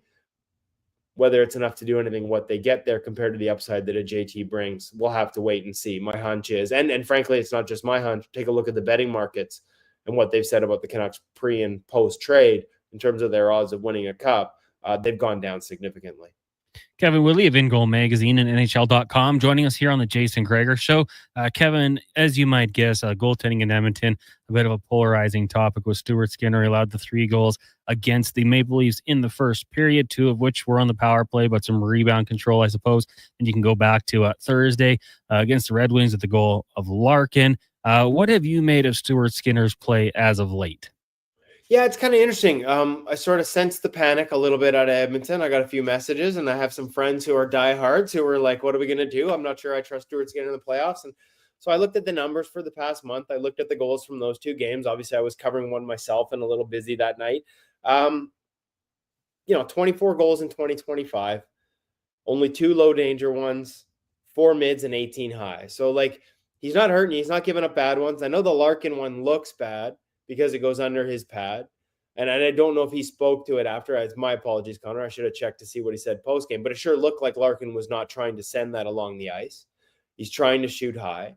It's a terrible feeling as a goalie, but also one of the most frustrating things, whether you're a beer leaguer or an NHLer, when a guy misses his shot, when you know that everything about the way his stick is angled, his hands are being held, his hips, everything is screaming high glove, and he whiffs on it, or in that case, it looked like stick-on-stick contact as the release goes, and it flutters along the ice. Because as a goalie, you have to react before it's off the stick, especially from that range. And so you combine that with Stewart's butterfly being a little narrower than some other guys. As soon as he reaches with the skates, it opens up the seal with the pads, and it ends up going in, and it looks terrible. But I look at his numbers overall, and like they're not bad. I mentioned not only 2 low danger in 2025, and a top 25 in the league since the calendar turned to 2025. The kind of numbers that I say not only would you expect out of Stuart Skinner, but like you would say are pretty good for Stuart Skinner. He's plus 1.5 on adjusted save percentage. Like I said, right in the top 25 of the league out of 60 goalies that have seen 100 shots since the calendar turned. Like, is it top of the league? No, but it's fine. And to be honest, there's been some things in his game lately that I've watched that I think will lead to more success. I actually feel like his butterfly actually looks a little wider. Like some of his movements look a little freer and a little better. Yeah, he's gotten burned. He probably would like to have that rebound back on the power play goal against the Leafs. And again, exposed a little bit in terms of that lateral movement and that narrower butterfly still on the recovery off that rebound. But he's playing a more controlled game. I don't feel like he's taking himself out of plays as often as he used to. I kind of like where his game is right now. And so I know that won't be enough to sort of quell the masses who are upset about the performance against the Leafs. Like, I understand it. My dad was one of those here in Vancouver. Didn't care how the season went as long as you beat the Leafs. And a loss to the Leafs stings, even more so the other way. But I don't mind where his game's at. The numbers sort of back it up. Is he at a Vezina pace over the past month? No. But he's sort of trending towards where he was last year. And I thought that ended pretty well for the Oilers. So he's given them what I think you can expect out of Stuart Skinner. Heading towards the Frozen Four, Canada's got 3 goalies in the top 12 when it comes to adjusted numbers in the NHL. But with that group, where do they rank heading into this tournament with some pretty strong goaltending nations? Yeah, I mean, like I said, the problem with the 3 guys who are in the top 12 and up until a tough one, a couple tough ones recently, it was actually in the top 10. Actually, other guys kind of passed them. None of them are on Team Canada. That's a bit of a tough look. Logan Thompson, obviously. Darcy Kemper having a real bounce back with the Kings. And then the third guy, Mackenzie Blackwood. So none of them are on the team, even though like you could make an argument that the way they're performing bodes really well for Canadian goaltending. They don't help Team Canada. So where are the guys who are on Team Canada? Well, the good news is Aiden Hill's 26th in adjusted save percentage. The bad news after that is Jordan Binnington is 45th, and he is negative relative to expected. So he's underwater there. And those are sort of the 2 guys that I think we would expect to have a chance to play in this tournament. And the worst news is when you add Sam Montembeault into the equation, he's slightly better than Binnington has been, but we're not expecting him to play. And all three of them, since the calendar turned to 2025, have a negative adjusted save percentage. They are all performing lower than expected based on the quality of shots they'd face. So the argument about Canadian goaltending, and I hammered pretty hard on Hockey Canada for some of the lacks in some of their programs as this became a topic of conversation. There's 3 in the top 12, but none of them are headed to the 4 nations. And the way the 3 that are headed, Hill was trending up, but has taken a step back of late. They've got some tough decisions to make. One last one for you. We did see the Leafs in town on Saturday. Oilers peppering Wall with shots. You had a pretty good expectation for the Leafs when we were doing our goaltending rankings to start the season way back in the fall. I think we can say you know what you were talking about. Yeah, I don't get to, like, I'm going to get out the self back patting machine and take one on this one, because let's be honest, I got a whole bunch wrong on this show, Connor. But I took a lot of crap. Thank you to your listeners when I said that the Toronto Maple Leafs would have the best goaltending tandem in their division when we did our preseason rankings. And I know Anthony Stolarz is hurt right now, but he's second in the National Hockey League when he got hurt and still sits second in the National Hockey League in adjusted save percentage. And Joseph Woll, after a bit of a slow start, has climbed into the top 10. So between the two of them, they are basically the only tandem in the National Hockey League that has both guys in the top 10 in adjusted save percentage. And Oilers fans got to see how good Woll can be. I love the end of the game, and I know it's a scramble, but to me, that's what separates Joseph. He thinks the game at a high level. He's a passionate student of the game. His technical and tactical approach is impeccable. And yet when he needs to just open the car doors and play goalie 911, we saw it there in the final seconds. He's got the athleticism and the willingness to abandon technique and just throw himself at pucks. And it's a package I like, and a package when you combine it with Anthony Stolarz that gives the Leafs one of the best tandems, if not the best in the league. So I feel pretty safe in saying, as I did in the preseason, best in their division. Kevin Willie, Ingle Magazine joining us here. Just a couple of quick questions from some listeners. Not Fred sent this one in. He says, I've got a question for Kevin about Skinner. I've noticed that a lot of times when he goes down, he is leaning forward and seems off balance, cannot push and move from side to side with rebounds. This sometimes causes him not able to move to the proper spot. Has he noticed this as well? Leaning forward is interesting because I think that's a good thing, right? You want your weight to be over your knees for sure. When guys sit back, sort of drop their butt and sit back in the butterfly, that's when you get into problems. Now, staying tall through the thighs and sort of having that butt up will make it easier to move side to side and recover from the butterfly. But at the end of the day, as much as I felt watching him recently that it almost looked a little wider to me, like he's been working on that flexibility and that mobility, it still is a narrow butterfly. Me and him had this conversation recently, and the limits that come with that in scrambles. The reality is, think of a narrow butterfly as the one when you drop to your knees, your feet are behind you. And a wider butterfly, they're further out to the side. You have more flare. And obviously it has more net coverage. But the part that people don't consider is if I need to move to my left from my knees out of the butterfly and I have that wide flare, all I got to do is, if I want to move left, I just lift my right knee like 6 inches and I've got a skate edge and I've got rotation and angle and I can push. When I have a narrow butterfly and my feet are behind me, I've got to lift that knee forward and up and kick that leg out in order to get that skate edge to plant and push.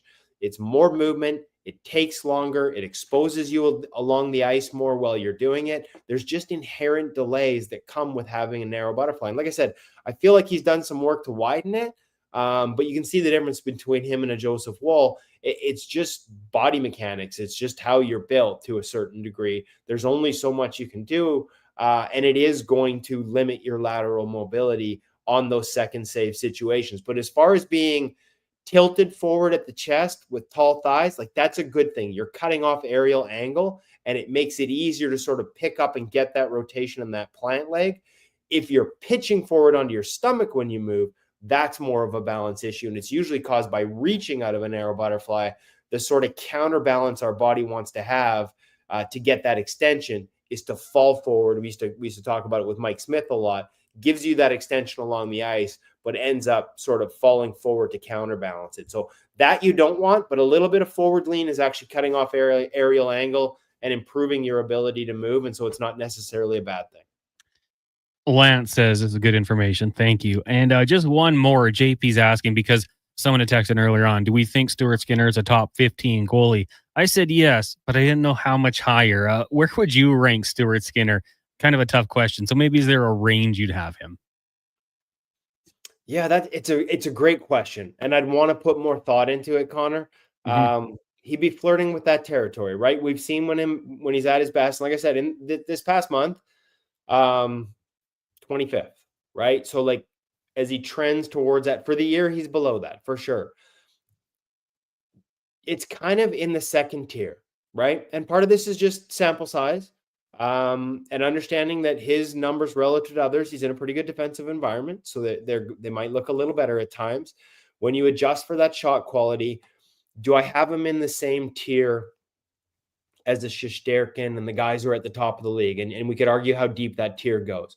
No, but I've got him in the next tier, right? And it might surprise some people. Like we talked about this when the $8.5 million or $8.25 million contracts started getting handed out left, right, and center. There were some guys in there that statistically were in a similar tier to Skinner that I think people objectively might rank in the upper tier. And so, there's no shame in being in that spot, especially where he is from an experience standpoint, and a guy who's consistently getting better. And I think there are some names that I would put in there that might surprise some people, based on the numbers. Like one guy who got the bag, so to speak, and I think people see him as elite, and the numbers for the last 3 years would put him in the second tier. And again, just statistically, because I can see why they like him in the elite. I can see the skill, but like Jake Ottinger, from a statistical standpoint, is in the same tier over the last couple of years of Stuart Skinner, even if everybody views him and certainly from some certain skill sets, talk about wide butterfly. There are things he does that might have people rank him a lot higher, but in terms of results, even especially waiting for environment, they're very similar. So whether that's 15 or not, it might be more, higher teens, but it's in that range. Kevin, great stuff. Appreciate you coming on today, and we'll talk to you next week. Thanks, Connor. There you go. Kevin Woodley of In Goal Magazine joins us every Monday here on the Jason Gregor Show at about 5:25. We'll take a break. When we come back, we'll let you know another green and gold signing. Plus, we've been one of the best single season ever in the NFL. A player who accomplished this is on the trade market, and it's not Myles Garrett. There's another one. We'll discuss that next when we return here on the Jason Gregor Show on Sports 1440 and Oilers Nation Facebook, YouTube, and X, brought to you by PlayAlberta.ca. McDonald's.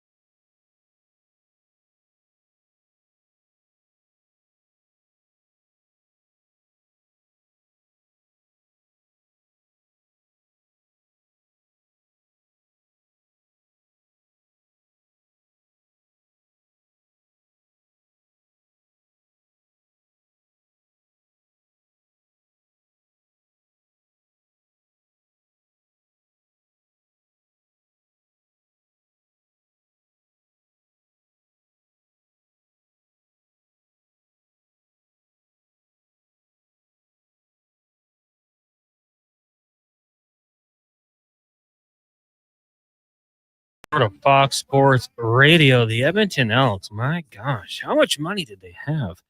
On top of everyone we talked about already, the Elks agreeing to terms with American defensive back Kobe Williams per Justin Dunk, played for the Stamps last season, and also former BC Lion Manny Rugamba as well on a 1-year deal. So the Edmonton Elks rebuilding that secondary, rebuilding those lines. We'll see what happens. We know that the quarterback and the running backs pretty good. Some receiver talent still there. The offensive line getting a little nastier. Ed Hervey is wasting no time in turning this thing around. It's funny looking at the comments under these announcements. People are like, do they not have a salary cap? Ed's making it work, and it's really nice to see. Also, I talked about a player being traded in the NFL that was not Myles Garrett, who earlier today requested his trade formally. The LA Rams have told Cooper Kupp that he will be traded this offseason. If someone is looking to acquire Cooper Kupp, it's not cheap. It's a bit of money that comes along with it. You'd inherit like $19 million plus a bonus. So it is pretty expensive, but Cooper Kupp, I'm sure a team will do it. Potentially have to renegotiate things of that nature, but Declan, I think similar to Myles Garrett, if you get a chance to bring in Cooper Kupp for the right price, you got to be doing so pretty eagerly, I would think. 100%. I mean, what was it? Only 3 years ago he won the Triple Crown. Like, yeah. I know things move fast in the NFL, and I know it's an incredibly physical league, and I know it's tough to be able to be at that level year in, year out. But this is a guy who you still have to think. Even just watching his performance this past season, plenty left in the tank. And obviously, they want Puka to be the number one guy moving forward. Ultra talented, totally get that. But if I'm a team who is looking for a player who can put me over the top, I am chomping at the bit to go get Cooper Kupp. Like, I'm not bringing him in as a number one receiver if I'm a mediocre meddling franchise, but if I'm a team who already has like a legitimate 1A and lets Cooper Kupp be the 1B, I'm going to do it. And the Rams, I don't know, maybe people thought they were that team this year and just looking at them making the playoffs and the finish to the season they had, but plenty of landing spots that would be great for Cooper Kupp and a lot of quarterbacks you could pair him with that I think Cooper Kupp would be able to elevate as well, which is something that's underrated in a wide receiver's game. Yeah, absolutely. I mean, he can be a wide receiver's best friend, especially pocket breaks down, a quarterback with a little mobility, buying some time. Maybe Josh Allen, Declan. I don't know if that might be one that works out. That's what people are saying. People are saying Cooper Kupp to the Bills. I mean, my circles are saying to the Chargers, he'll just stay in Los Angeles. Safe to say, whoever gets Cooper Kupp probably going to get Myles Garrett as well. But the NFL, it never sleeps with all that's going on. We got the Super Bowl less than a week away. Kendrick Lamar, Grammy winner, can be performing at halftime. It is going to be a really, really interesting this offseason, as it is every offseason. Players moving around, things of that nature. Yeah, I don't mind Cooper Kupp to the Bills. I kind of like that one actually, Declan. And pair him with Keon Coleman in year 2. I don't know. Amari Cooper's a free agent, right? Yeah, he's walking. So he's out of there. He can keep on walking. But yeah, that's something certainly to keep our eyes on. And we'll do the same when it comes to CFL free agency because it is nonstop. But we had a loaded show today. Lance actually texted in earlier saying, "I would like to share that interview with Kevin Woodley." Maybe not the Leafs part. Well, that's fair.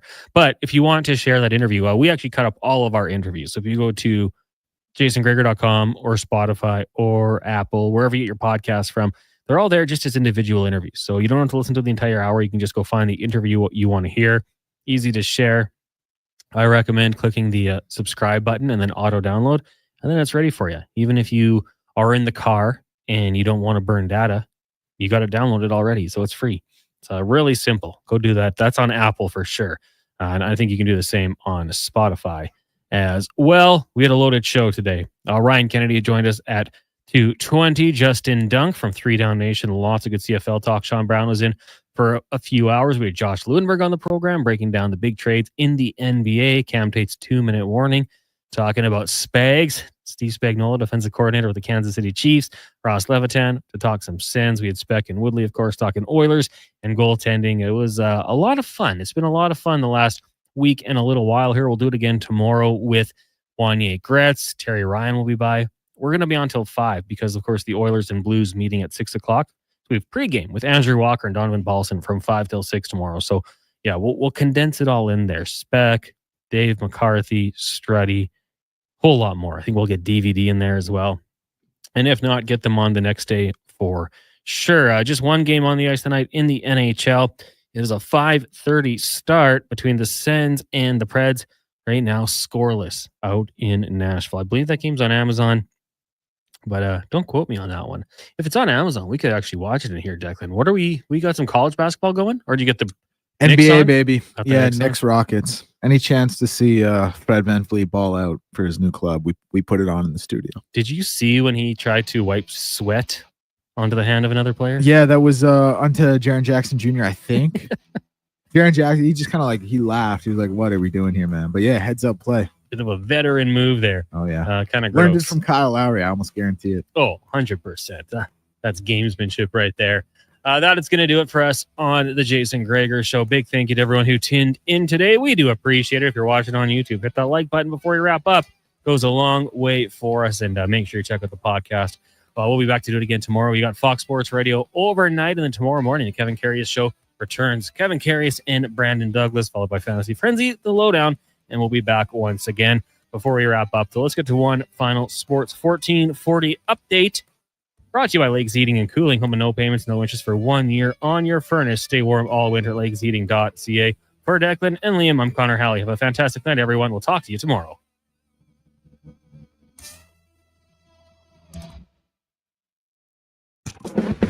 This is a Sports 1440 update. And one last time for me, your Sports 1440 update. Scores round of the NHL. Just the one game. Sens and Preds currently tied 0-0. 13 minutes, 55 seconds left to go in the first in that one.